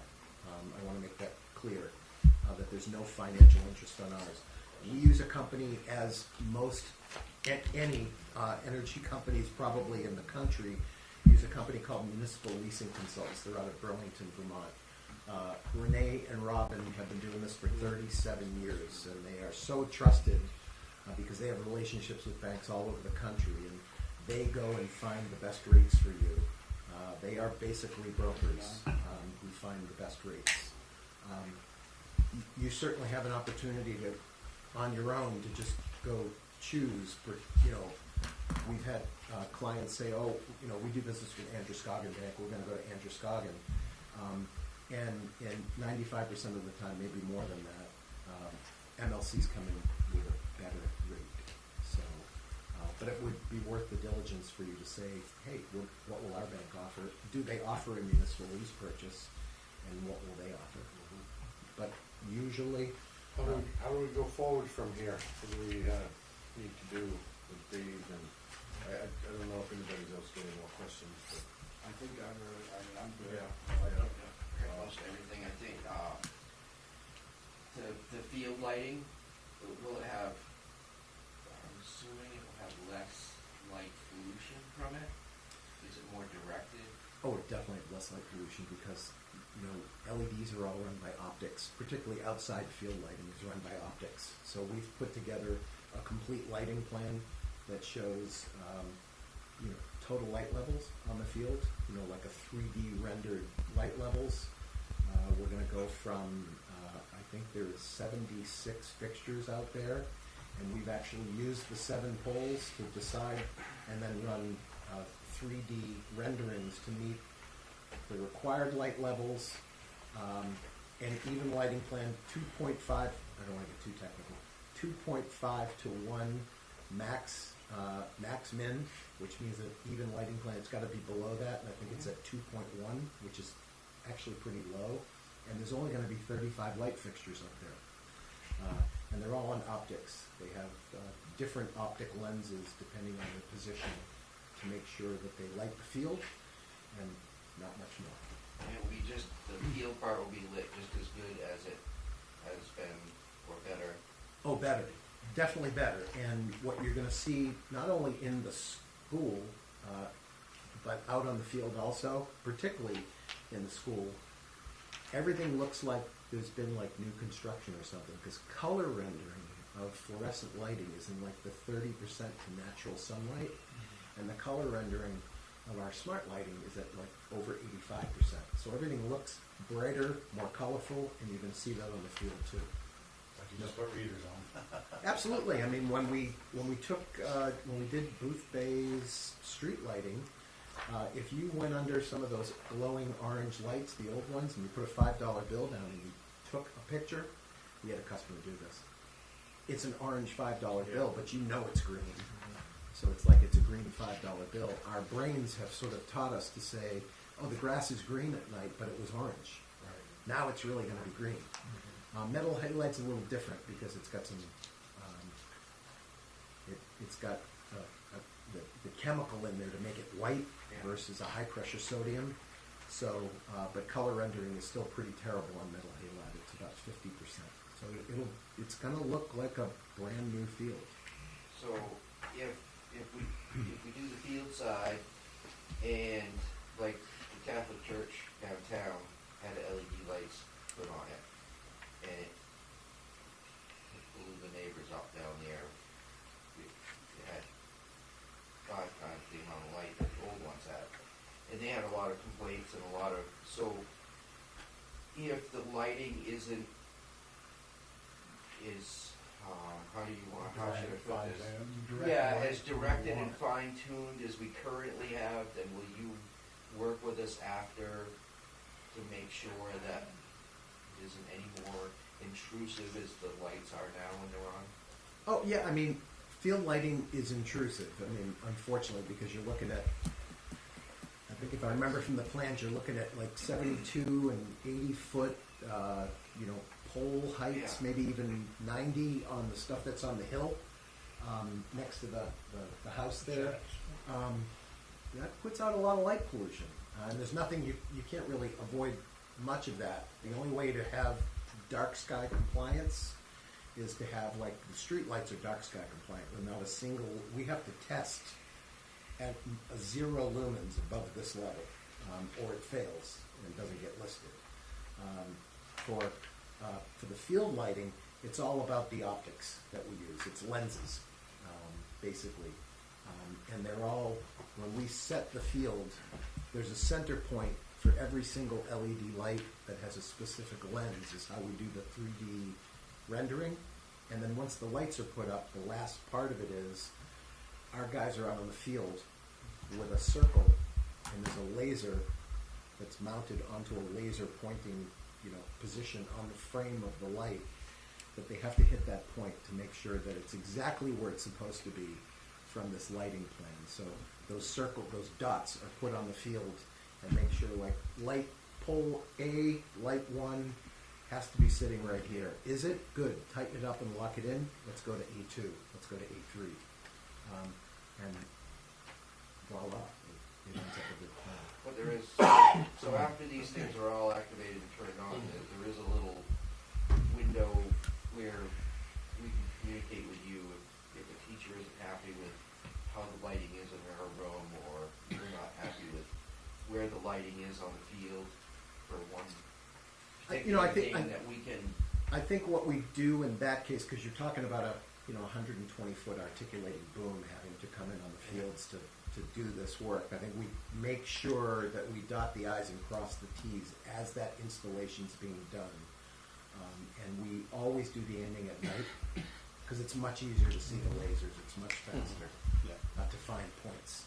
So, and certainly we can coordinate to make sure somebody's there, perhaps you, just to say, okay, I get it. I feel good about this. And you said that currently we have they have programming. So if it's baseball, then we have this this setup. If it's football, we have this setup. Dave was saying that we'd probably lose that. We had this discussion, and I've always called you David. You said Dave. Dave, is that okay? Yeah. Okay. So Dave had said that when we light the football field, the problem is there are areas like people are up on the hill, and it's dark. It's not bright enough. And he said, I think a system that basically puts the lights on, because if you're running, particularly in the football field, and I think the main baseball field, you're using probably 80% of the lights anyway. It's really that Little League field is the one small area with a few lights that you would have on that maybe didn't need those 3 lights on or 4 lights on. But we had discussed that, and he thought the configuration of the way everything is set up, it's probably better just to bring them all up for any sport, if that makes sense. Now, we can put them on cloud-based controls where actually configurations of which lights turn on, depending on what type of configuration you want, can do that. What you might end up with is more fixtures, because if we just want to light the football field and we don't want to use the lights that are over on the Little League field, if that makes sense, Yeah. which actually light this section of the football field, it may require more lights in each area to be able to do that configuration. So It might not be any more efficient necessarily. it, Yeah. Just more. it maybe might stepping over suit your dollars to fancy pick up with it. dimes. Right. So if Yeah. I might, may I? Sorry. Absolutely. No, Matt, no. I just have one quick question. So, we use the existing poles in the housings, and then do a retrofit kit, We- and then what happens to the rest of the unused fixtures? The old fixtures, we're required to get rid of them unless, you know, No, that's why you guys are taking that. officially we're We required don't to get need rid of all to, the we don't metal need to halide. store them, do we, Dave? We don't- No. I mean, No. these things are big. And it's work to bring these things down. A fixture's probably, depending on the fixture and the ballast housing, every one of those fixtures is probably about 80 pounds. Yeah, so they're big and bulky, and they don't look it when they're up there, but they are. Yeah. So, if I may, before you go, you're welcome to stay for the rest of our meeting. It will be riveting. But one of the things, so to back to your question about next steps, Sewell, if the board's on board, in the sense I get is the board is on board, sort of finalizing, sort of with finance, sit down, figure out the whens, when the work could start, just ensuring that, yep, this is how the payment process is going to work. And I know Kathleen is somewhat familiar with that too. We've already talked about it. And then we'd be able to come back with sort of a more definite, we're ready to roll. Tentative schedule. Yeah, Yeah. but if you, but, you know, I don't know if you need to formally vote. I don't think you do, but you can if you want to. But a sense of sort of moving ahead, moving ahead with this. Yeah. I mean, traditionally it has been, I didn't sort of like, because we weren't really talking about it, you wanted to introduce Yeah, yeah. the trustees, et cetera. Yeah. Traditionally, what happens is a motion is opened and seconded to move ahead and to authorize the superintendent to enter into an agreement. Obviously, we know we have to get to Georgetown, I think, next week. You said Mr. Southport, he's gonna go. They're good. I know They're on Jerry board. really Yeah. well. We Yeah. did the street lighting. I was wondering who you And met. Jerry, we were training Jerry on the network controls, and like 6 months later, he calls and says, "I don't remember a thing you guys taught me. Can I have another training session, please?" So, And you're going to come to the next Georgetown meeting? Or do you I think have- it's next week. Yeah, we've already got Perfect. it aligned. Awesome. So, That's kind of my other question is Georgetown and Southport on board? Well, they don't have to be. They don't have to be, Yeah. so, Right. yeah. So should you decide to move ahead, and for any reason Georgetown said they weren't going to, we would just revise the contract to say this includes the 2 Boothbay schools, Southport and Field. And the prices would remain as, The prices That's per fair. location would remain the Yep. same. Yeah, okay. Yeah, I say proceed forward, see what's scheduled, get the final numbers together, awesome. and come back and see how we can move forward on this. Great. We can make a motion right now, right? Sure. You could, yeah. You have to make a motion. Are you guys still in workshop by any chance? No, Or did you transition to meeting? meeting. Okay, cool, thanks. I make a motion that we authorize Dave and Bob to move forward to get a schedule and see if there's any other things not quite worked out here, and the rest of the financing, how that will work, and get back to us with that so that we can vote on it. Any Discussion. So this lease purchase schedule in here is an accurate estimate? That's a really good question. So if we're going with the fields, and it just says without Eddie, that is accurate today. I wouldn't be surprised, because these offers actually expire after 30 days, and considering that that was, the last update we did was August 14th.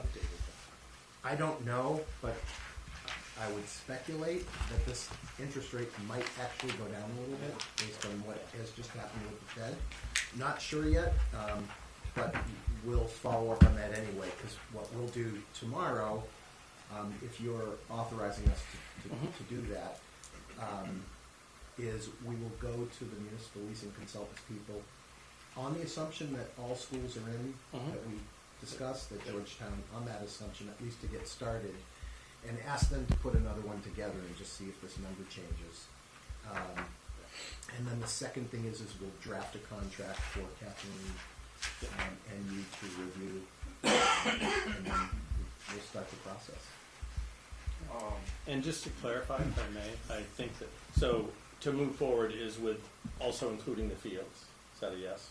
I thought so. I just wanted to be clear. Yes. Yeah, thank you. Yep. And I would just ask, I'm okay with moving forward, getting a payment schedule, but I would ask that we have a vote. That we get a chance to look over the paperwork and a vote for approval before any lease agreement is signed. That's kind of what we're making a motion here now. Just want to move forward, bring this back to us, and then we can. But we're gonna get another chance to vote, before we sign the lease agreement. How far out is your schedule? Depends on when we close on this, but I would say we're probably looking at this point, sometime mid-first quarter. I mean, it's gonna take, somewhere between, if we started immediately, obviously we have to wait till next week to make sure Georgetown's on board. If we started immediately, it's probably 5 or 6 weeks just to close on the financing, I think. So we would probably be around, around Thanksgiving time to close. So mid to late Q1 we'll be in. And, then we decide on which schools you want to go first. If it's the high school, we're probably going to be in here for about 4 weeks, likely. 3 days a week. Yeah, 3 days a week. If the team feels like they're falling behind, they'll go to 4 nights. Is that like a Friday, Saturday? Do they do it like? They'll usually come in like Monday, Tuesday, Wednesday, because at 3 o'clock in the morning on Tuesday, on Wednesday, and on Thursday, they have to make sure this place is spotless before they leave. Right. And there's always something that comes up, but they do their best and they work really hard at it. And I would expect with the ship that Dave runs, they'll make sure they're doing it too. I'm good with vote on it, if you want to vote to move forward. Any more discussion? All in favor? Thank you. Okay. Awesome. Thank you very much. Oh, you're welcome. I'll see you next week. Thank you. See you next week in Georgetown. Yes. I have my wife asked me, like, are you coming home for dinner? I said, I really would like to stop at Sprague's. Pass through Wisconsin instead. Maybe it's too late now. Guess that coffee milkshake's gonna have to wait. Everything. Yes. Should I leave? I wanted to leave that for you. There's some highlighted stuff that you were asking about. Yep. Do you want these extra copies? Yeah, absolutely. And That's is Edgecombe. Edgecombe. that's Yep. Edgecombe. So we'll bring Georgetown separate next Yep. week. That'd be Just great. let me know what Yep. number you need. Yeah, how many would you need? We'll get 3 board number, maybe sets. I would say, yeah, because there's usually Town a office. select board representative there, so, yes, Okay. yeah, 6. Six? I think. Okay, Yeah. good. Thank you. Good to see you. Thank you. Good to see you Good to too. see you. Thank you. Yeah. Pleasure to meet you. Thank you. Thank you. Nice to meet you, sir. Nice to meet you. Nice to meet you, sir. Thank you. Thank you. Pleasure to meet you, sir. Okay, do you, when we get to my D1 report first, because I'm going to do finance. Agenda? Do my report. Yep. Do you want me to move these and do No, I can do that. Perfect. I didn't want to surprise you. Yeah, no, you still got a couple more. We're on D. Yes. Additions, changes, I don't have any additions. any communication. I'll talk about that when I do my. Thank you, Tricia Campbell. Tricia, nice to meet you. Nice to meet you as well. Maybe we'll end up Motion to approve the September. Get us first in line, thanks. You're awesome. Motion is second. Second. Any discussion? Favor? 5-0, thank you. Motion to approve September 25 regular trustee meetings. Motion? Motion. Discussion? Vote. Okay. Public comment. Yes. I just want to share that our student body and our student council did an amazing Tricia, job. I'm sorry. Could you come forward? I just don't know if anyone else can hear you. Oh, you guys can. With that. You I have just such a wanted- soft voice. Oh, I do? Yeah. I've never been accused of that. I just wanted to share that the high school student body and student council did an amazing job with homecoming this year. But unfortunately, due to the drought conditions and the warning that we received with the alert for fire conditions, we were unable to have our fire this year. So, but our students, who again have taken great leadership, have come together with a proposal. They made this great little poster, and if you can see, they used the little Bitmoji of Dr. Campbell in front of the fire. They would like to have the fire during Winter Carnival this year. So I just wanted to come before you and bring their proposal and make sure it was okay with you that during our Winter Carnival, which is typically in February, that we that the students host the fire at that time. That's wonderful. You guys be okay with that?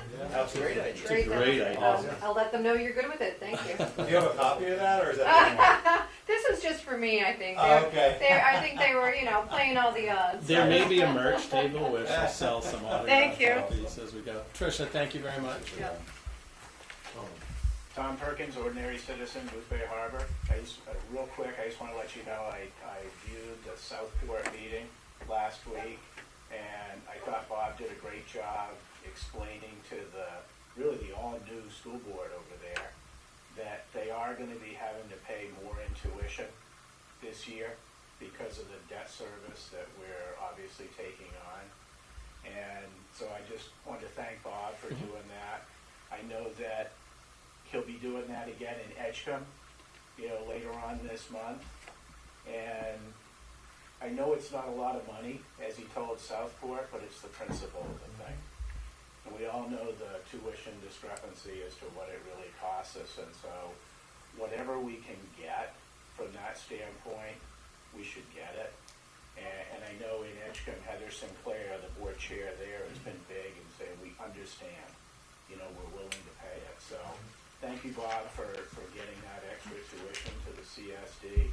And it's especially important going forward because I see that using the high school as an example, Edgecombe has more students in the high school than Boothbay Harbor does. So again, this is a trend. So it's something where the tuition means a lot, even if it's just a little bit added on for debt service. Thank you. Thank you. Anybody else? Anyone online wish to speak? If so, just please turn your camera on and wave. It's Lori Perkins. Yes. I just wanted to say, can you post any of the information regarding the lighting? I would love to have looked at it ahead of time so I could ask questions before you guys all met. So if you have anything to put up there, that'd be wonderful, or I could stop by superintendent's office. Thank you so much. Okay. Thank you. All right. Reports. Finance. All right, so financials. as has been sent out, again, our comparative report, which will become more comparative moving forward. It's just for this year for now. At this point, if all expenses were equal, which we know they're not, if they were due the same each month, we'd be looking at about 25% expenditures. And so if you look at the first page, there's, with the exception of debt service, which is 82% expended already, but that's because your first payment of the year is principal and interest, so there's an interest payment later. Everything else is well within expectation. You okay over there? Everything else is well within expectations. And I don't know if anyone has any questions. There was one item, if you look on, where is it? If you look at special education, which is your second page, it's actually the third page about halfway down. There's, if you look over at that right-hand column, there's one that stands out, which at 77.34% expended. That is secondary speech salary, and we discovered something was charged to the wrong line there, so that's going to be corrected. Everything else, again, is within parameters, but it's Down, Paul. yeah, it's Down further. just below. We had like Yeah. three of them. Yeah, it's the last line, the last three digits are 990. Go down to the limits in your hand. Yeah, And there's a 5900. yeah.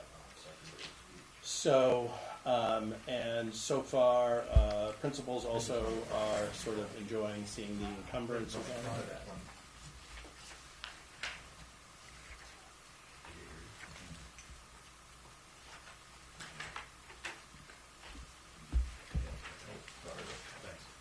So I don't know if anyone had any questions about any other expenditures, but again, you know, the expenditures for some of our summer projects and other things, they're higher naturally, but that pace is not gonna continue, so.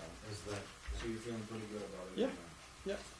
the 96%, like the K2 ed tech, FICA? I mean, it's just a big number, it doesn't matter, I guess. Yeah. It's Yeah, well, and the percentages, you know, everything's just screwy. correct, yeah, so there'll be a few adjustments, obviously, as we go through. All right, and as always, if you do have questions, reach out to Sewell. Sewell can get in touch with Kathleen, that seems to be working pretty well.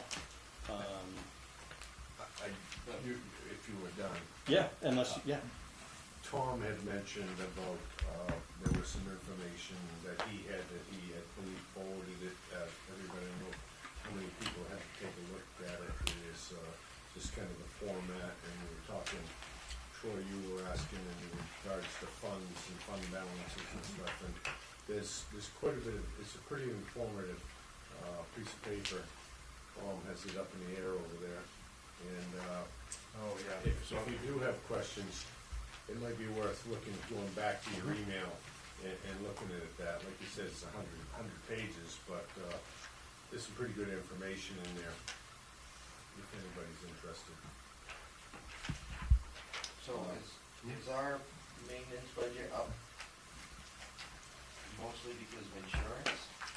insurance is definitely, when you say up, do you mean in terms of Well, you expenditures? said we should be at 25 or so, somewhere close to 25, and facilities maintenance budget's 30 something. Yeah, it's about 33, but that's an example of what I talked about, how there's a lot of summer projects and additional work, so there's more expenditures, so it's not unusual that that's a little higher. The pace of that's not going to continue. And I saw the elementary school, I'm assuming that's insurance, Yeah. is 126%. Yeah, insurance, again, when we do our budgets, we take our best guess with insurance, but then it comes in and that's where we're at, so we'll just have to manage. And So that's for the whole year, that got paid out. typically, yes, that's a one-time payment, and the insurance companies like their money early and they hate to give it back, so there's that. So that should stay for that year to date. Right, it's not a monthly bill. Right. All right. I gave you plenty of information to look at, some of which, the final bond rates and amortization schedule for the $1.6 million bond. I believe I emailed that to you separately, but that's included in here. I think you get that. Okay, it's in this packet. Okay. And I can email it out again. We received notice earlier on. You may recall, I approached both boards with the potential for knowing that Chip Schwam is retiring, and some of the challenges around finding anyone that even has those types of certification. We started conversations with the CTE Center in Bath about the potential of doing an exploratory program, which would be sort of tied to their standards and what they do, but it would allow us to sort of continue that type of programming. And there's a subsidy that goes with it because it's through the CTE program. And so, like right now, we pay 100% of Chip's salary and benefits. What would happen is, with board approval, is we would hire the person. The subsidy, I think, goes to RSU1, but then comes to us. We would be responsible for the difference. We don't know exactly what that is yet, but we'll get that. But it's very exciting. I brought this sort of before the CSD board last night. It had to be approved by the RSU1 board because that's where the CTE Center is located, and they approved it unanimously. So that sort of acceptance letter, both from the director, Timothy Gagnon, the director of the CTE Center, the Deputy Commissioner of Education. So it's a wonderful opportunity, and I just wanted to bring that to your attention. And Tricia, I don't know if there's anything else you want to add, or... No, we're very excited about it. The program will be focusing on 4 key areas: welding, automotive, carpentry, and applied engineering. But the specialty as far as the talents that will extend the curriculum will be guided by whoever we hire and the areas of specialty that individual brings, just as it did with Chip. So we're very excited about the potential. There is no one that can ever replace Chip Schwam, but the opportunities and the doors that this will open in terms of the collaboration with Bath CTE, we're very excited about.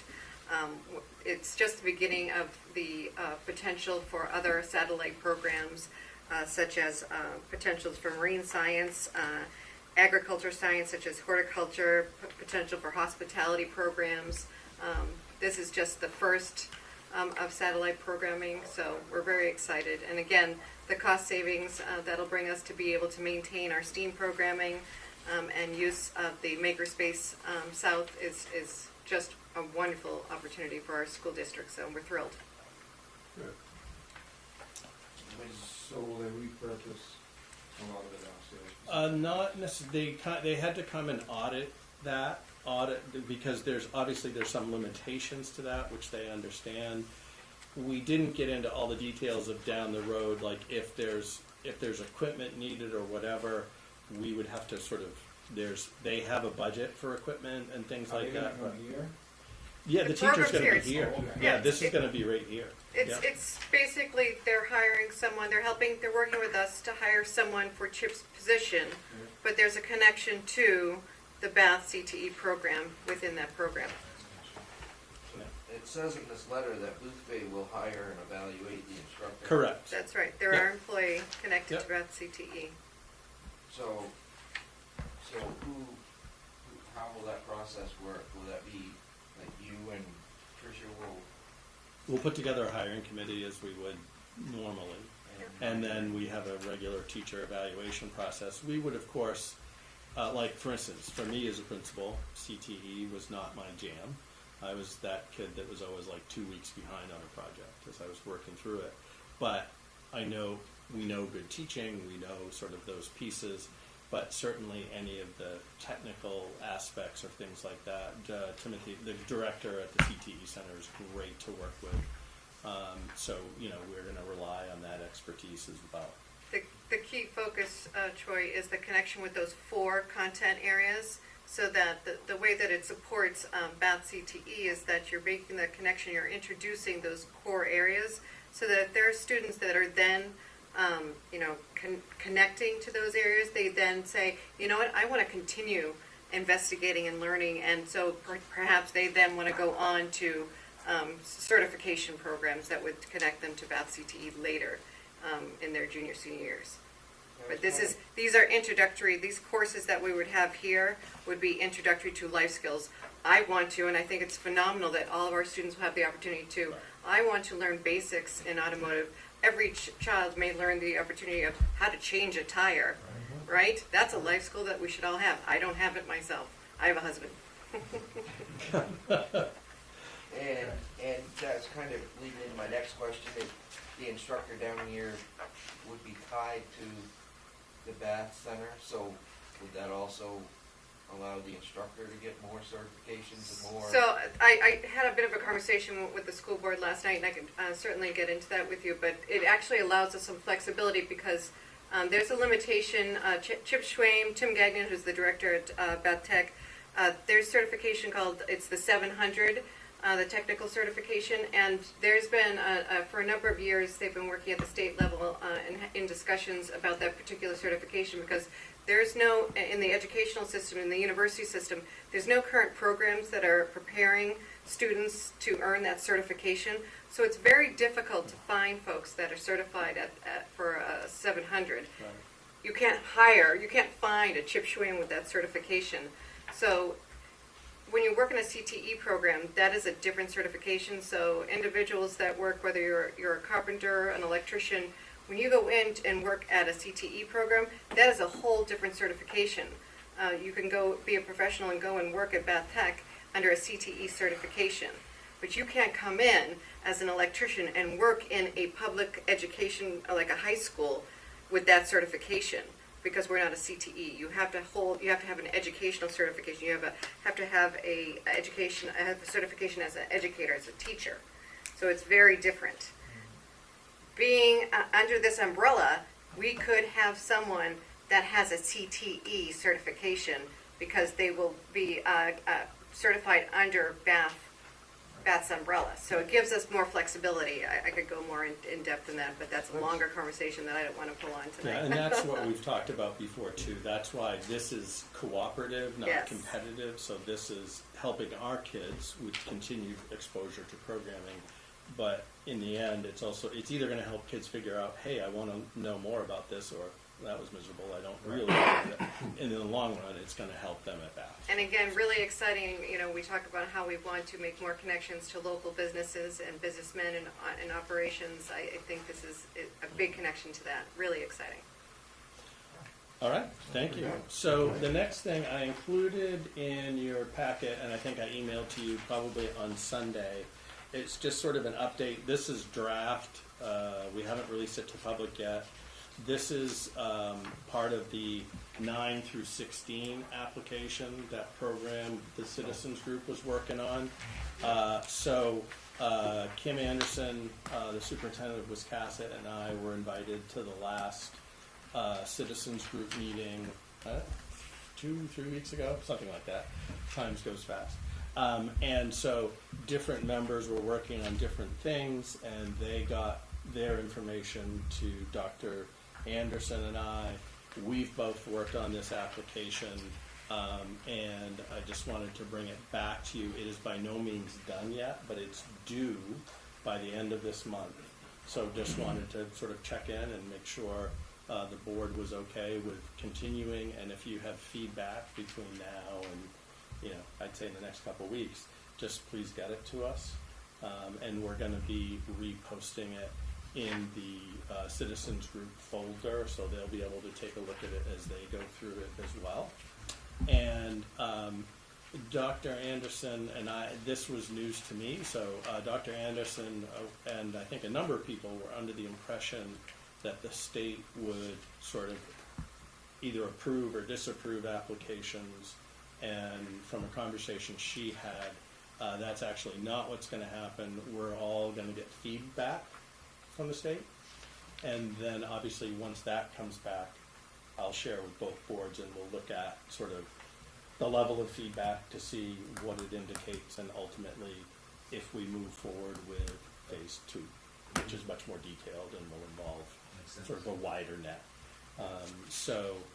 But it's due at the end of this month, and the board had asked me to sort of check back in, and Dr. Anderson, I haven't talked with her yet, but she was doing the same thing. She was presenting it to her board and asking authorization to continue and submit. So I don't know if you had any questions, but again, as you look at it, if you have feedback, by all means, get back to me. And It's easier online where it's the two different colors, because you can separate out. Yeah, Yeah. yeah, So definitely. it's a lot easier. Yep. Moves easier. Yep. Appreciate all the work that various groups have done and just pulling it together as we go. I included the October 1 enrollment and the amortization sheet. That's the second one there, Sewell. So the October 1 enrollment, which is not for discussion right now, but I just wanted to share that with you. And then the next page is the finalized amortization schedule for the $1.6 million bond.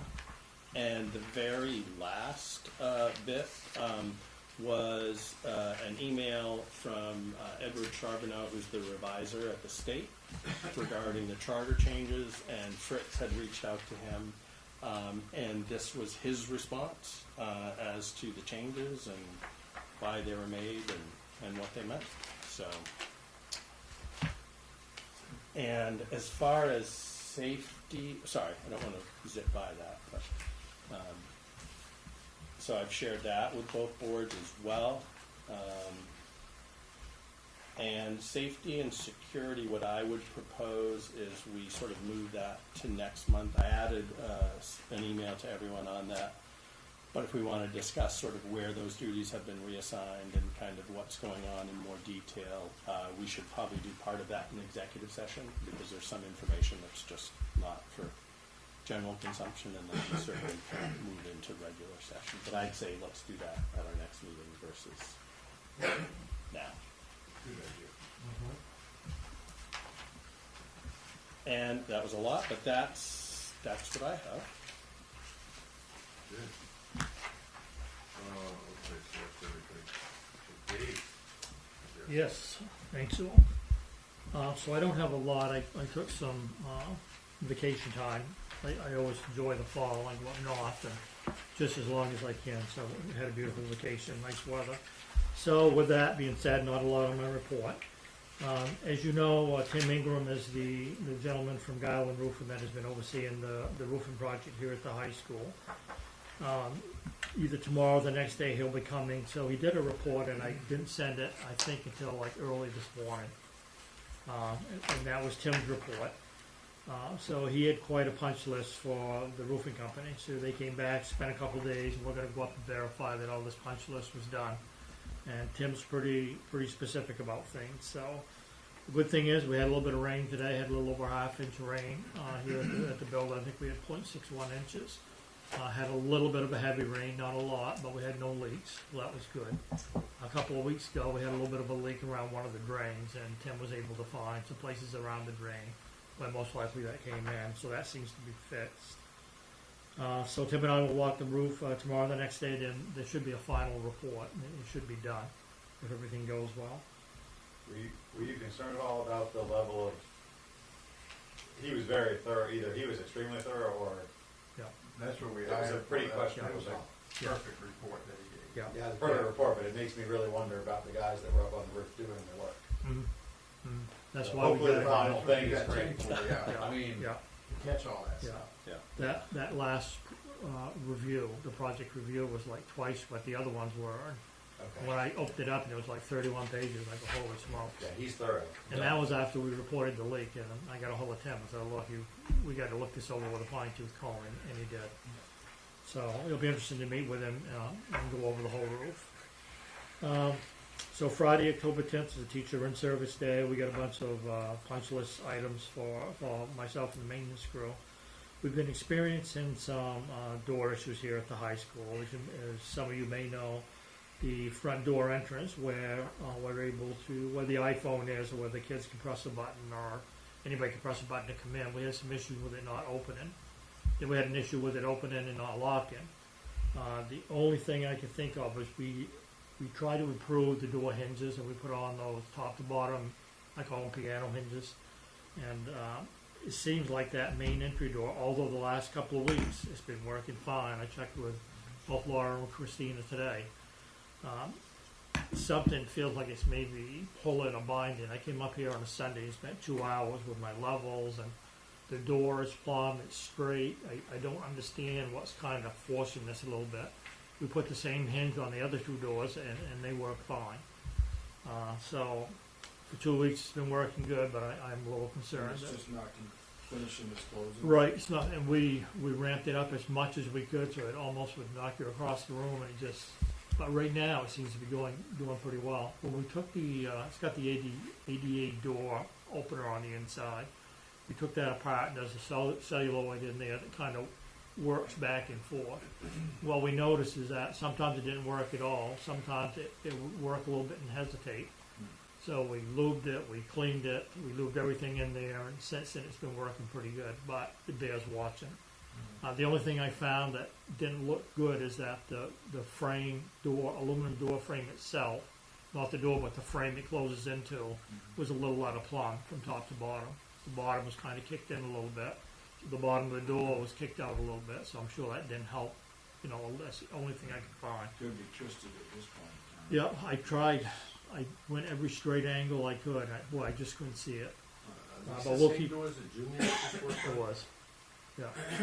Yeah, he's been struggling with help. Last I knew, he has I think no help. He was supposed to be here Friday to look at this door, and we also have an issue with the teacher's entrance door down here. I don't know if you've noticed it or not, but when he popped the trim off the door, Shane from Junior's, there was a door opener reader on that, and he pulled the wires, so the trim was hanging loose. He did that so we could pull the glass out and put that security film on, which him and I both don't like how it went on. And when we went back on this, the door reader was kind of dangling and hanging, so I suspect we've either pinched or separated a wire in there. So right now, it's not operating with your key card, and it's constantly green. Usually when it's in the lock position, it's red. When it's in an unlocked position, it's green. So right now it's constantly green, and this has been since you put the trim back together.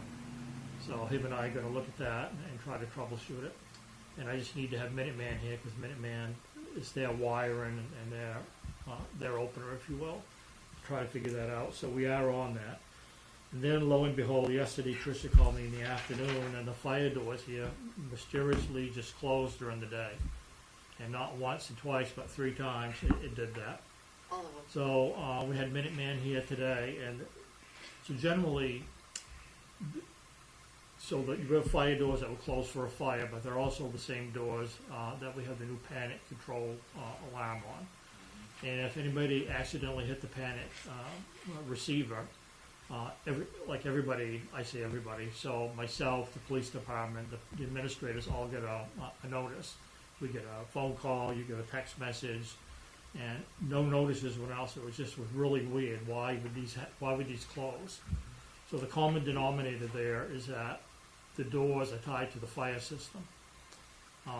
As you may recall, we put in a new touchpad for the panic control. Last year we put some of the panic hardware in. Didn't work with the old panel, so we replaced a touch panel this year, which we had budgeted for. I think it was around $4,500.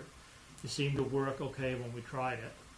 So today, Minuteman came, the service tech did, and they're thinking it's got something to do with the talking between the fire panel and the panic hardware and on the fire doors. So what we found was the fire panel that's in Trish's office is an old Silent Night panel. I believe Ron told me that went in '97 when this new addition went in. And what we're finding is a lot lately, when we put new equipment in, it's not talking to the old stuff.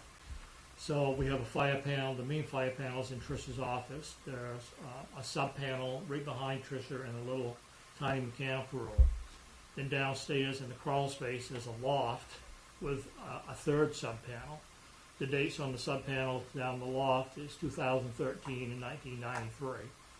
So we're thinking that may be the issue, but we're still working. She's gonna be here Friday during the in-service day, and we're gonna really put some time on it. So when we replaced the fire panel at the elementary school, it was like $80,000. So I don't know where this is gonna lead us, but let me just continue troubleshooting, try to get a report, try to figure out what's going on, and I'll let you know. So we've been pretty concerned with all this. I think today there weren't any issues at all, but they have 3 yesterday. So the one thing, Tricia, I would mention is that there was a lot of power spikes or something going on in Wisconsin and Edgecombe yesterday. They said in And Lincoln this County. coincided with the same time. Yeah. So I think it may be a battery backup or something, wouldn't hold it long enough. And I had 2 or 3 alarms yesterday from Edgecombe and actually a couple today as well. So I don't know what's going on up there, but, so we're trying to figure it out. I really feel like it's putting new equipment in with old equipment and just not communicating.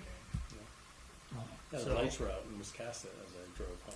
Yeah, so I'll update you that. The good thing is, well, we're having meetings every couple of weeks. It's kind of nice to be able to sit and talk more currently, so I'll share that information with you. Miscellaneous plumbing repairs at the elementary school and high school. The exhaust fan for the kitchen here at the high school is an exhaust hood that's not working. When you go out, it's like a big stainless chimney that goes upside the building, and there's a horizontal fan up on the roof. The fan's all rotted away. The metal, and it's a horizontal fan, so there's clean outs on it. The metal framework is gone. The whole thing is just rotting out, so we're trying to figure out what to do with that. And I'm mostly concerned, because I don't know what we're gonna be doing with the building. I mean, how far do you keep going? Right. You know, but let me find out what the fix is, then I'll let you know what it is, and we'll go from there. Now, instead of horizontal fans, they have vertical uprights. They kind of look like a mushroom. That's what we're seeing more lately. So I'll get back to you on that. Abby and I have been meeting with Honeywell, and we've got a couple of IT drops that need to happen in this building to make all the new controls talk to each other. That is supposed to happen, I think, in about 2 weeks. Fall sports this is a really busy time of the year. My maintenance guys spend almost all their time out on the fields, cutting, prepping, painting, and it's a continuous evolution. So you have football, you have field hockey, you have soccer. It's a fun time of year, and it looks like we potentially, I think, have a playoff game with the Lady Seahawks. Is it next week, maybe, Tricia? I'm thinking it's next week. Yeah, we had a canceled game today, so we'll see. I think we're like second place right now, so they're doing really, really well. Yeah. And there's a lot of feeder programs. There's a lot of middle school, there's a lot of little kids, there's soccer up to Clifford Park. I mean, it's really good to see the feeder team. Vouch for it, it takes a lot of time. Yes, it does. And the field is never empty. I mean, that's Yeah. one thing that I actually love about it is regardless of what else is going on, I can watch kids. Yeah. The last thing I would share is that we're gearing up for snow. Getting ready for salting and sanding and all that fun stuff. So that's, to me, this is the worst time of year, is the snow removal. Particularly at the elementary school, there's like 40-something doors we have to clear every time we have any amount of snow. So you clear it, you sand it, you ice melt it, try to keep the ice away, stuff drips off the roof. So, you live here, it's a continuous effort. Maybe it won't snow this winter, Dan. Wouldn't that be good? That would be nice. Everything I'm hearing, it sounds like it's gonna be cold, maybe a little bit of snow. That exhaust fan for the kitchen, Yep, is that just makeup air, just taking out general air for it, or It is it is. hood exhaust? no, so it's just not an Ansel hood, so it's just taking out regular exhaust. There are 2 propane, I think 6 burner stoves down there in Sewell. Yeah, So it's basically taking the heat, okay. yeah. And the Honeywell guy is looking at it, was a little concerned that if we gotta replace it, what the new codes may be. I noticed last time we had a fire sprinkler inspection, there's all kinds of new codes coming. I heard today that there's additional codes coming for elevators for schools, but educational facilities. But it seems like a lot of codes all of a sudden are starting to creep up. Currently today, the elevator's out of service at the elementary school. Shauna was in it coming down, she heard a big bang on top of the car, and It landed on the bottom floor and opened about halfway so she could get out, and that's where it is today. The service tech was in Presque Isle, so he's trying to find somebody down here closer to come take a look at it. We think it's the motor on top of the car, so hopefully it'll be an easy Literally, fix. now it's on top of it, Yep, yeah. We know where it Before you is. can get to it. We know. Yeah. So, other than that, we're doing pretty well. It's comforting to me to get out of fall sports season and into winter. It's much more reliable, and you know what the state's gonna bring, so we're doing pretty well. That's Do we all I have, have. do we have anybody that needs the use of it? I mean, do we have any students that require the use of it in order to get to classes? We don't at the time, but then again, you never That know. could happen Someone by could have the an day. injury Exactly. tomorrow and Right. need it, so. We've got a couple of staff members that use it, and they work on the second floor, so we're allowing them to park out back, Yeah. you know, where the buses are, so at least they can walk in on the same level. That's all I have. All right. Thank you. As far as subcommittee, I'm sorry. I just got a quick Yeah. question, and not to do with maintenance or anything, but Dave, we get you under contract until June 27. I'm just thinking, bringing it up so we've been thinking about it, that we should be figuring out how far back up we gotta figure out to get like a replacement or somebody Dave training. Or get him to sign another 3 years? Well, another year or whatever, and it's up to him. No pressure. He may do that, Dave's but, like, "I'll settle it." but I just wanna know how far ahead that we needed to be thinking about it. From getting bored. You know, I don't know, you guys probably know more how easy it is to find her.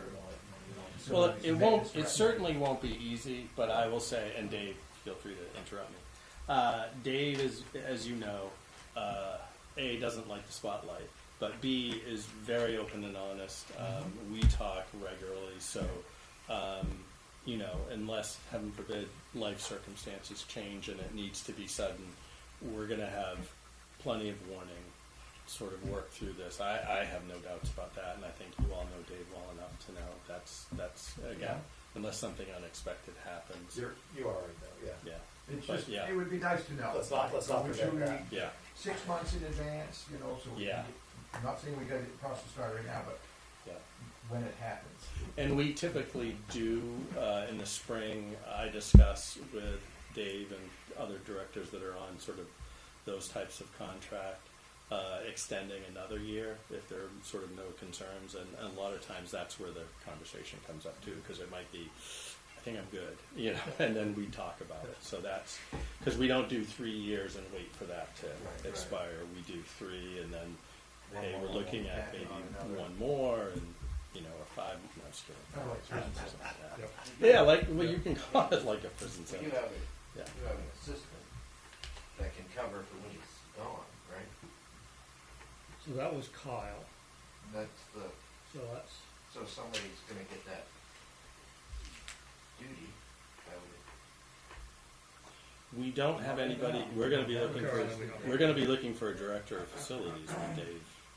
Well, yeah, but Retires. one of the safety security duties was assistant facilities director. So who's getting that duty? Well, we can talk about that next month. Right now, there's nobody else. But, you know, so, anyway, yeah. We'll raise in here. So, duties and responsibilities is on hold. Future of the Boothbay Regional Schools, already shared the 9 through 16 reports going in. I suspect the next report that's coming out of the Boothbay group is going to be on sort of the status of tuitioning students out, but that's not for now. So that's what I have for subcommittees. And we have no old business or new business, no new hires or resignations. So it brings us back to a second public comment. Tom Perkins, Boothbay Harbor, ordinary citizen.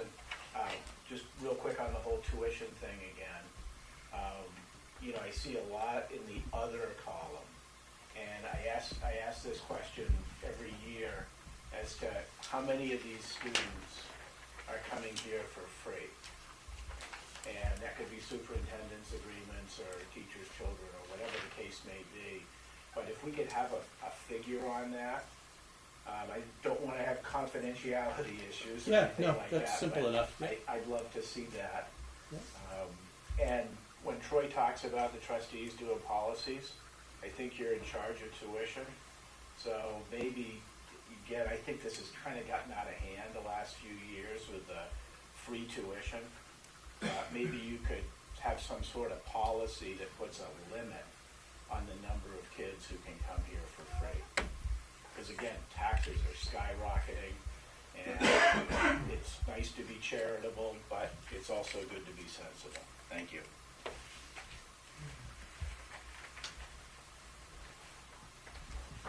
And anybody on our viewing audience for public comment?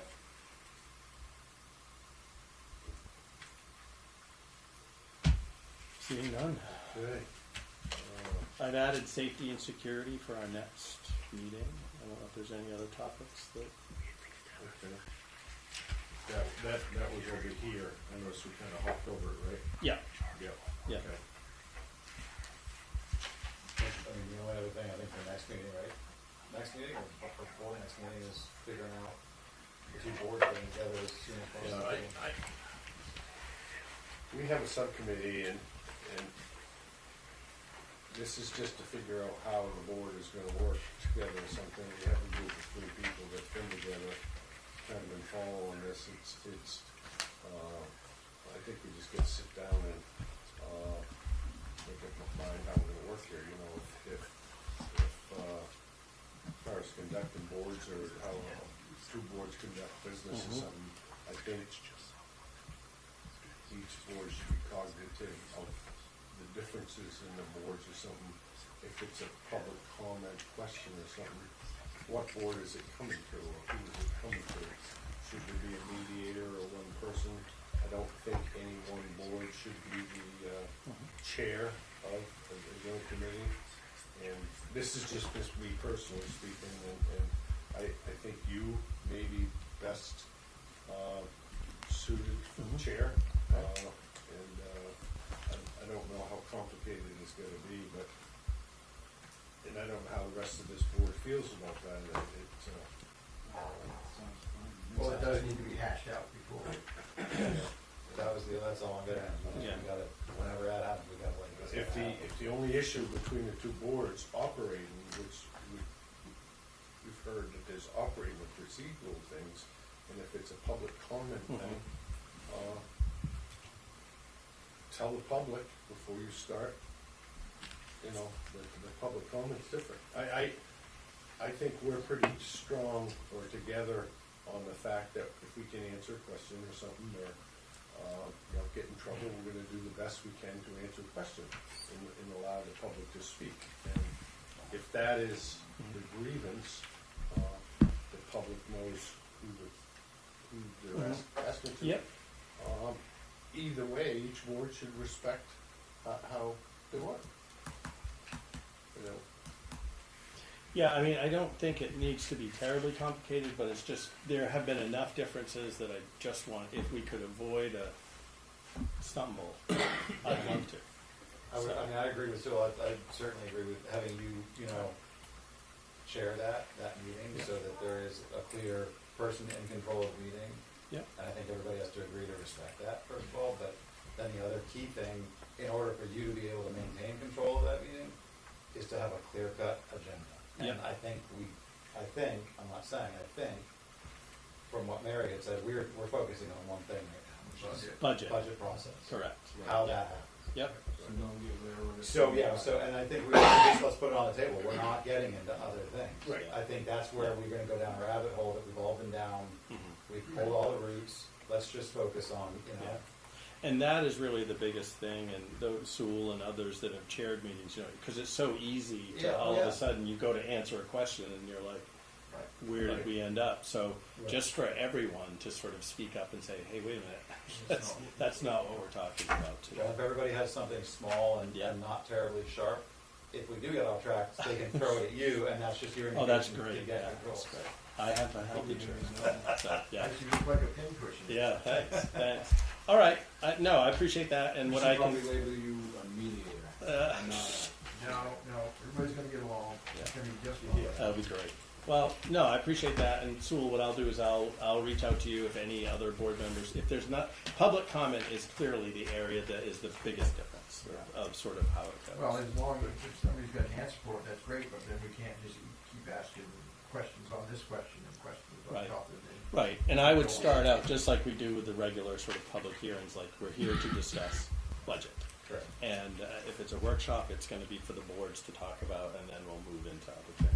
Okay, perfect, thank you. I mean, I would like to say, I mean, Dan's gone, but I would like to thank him for coming to these meetings and answering these, because especially these procedural kind of town business and how they run, how that applies to us. For sure. Really helpful, moves things along by Yeah.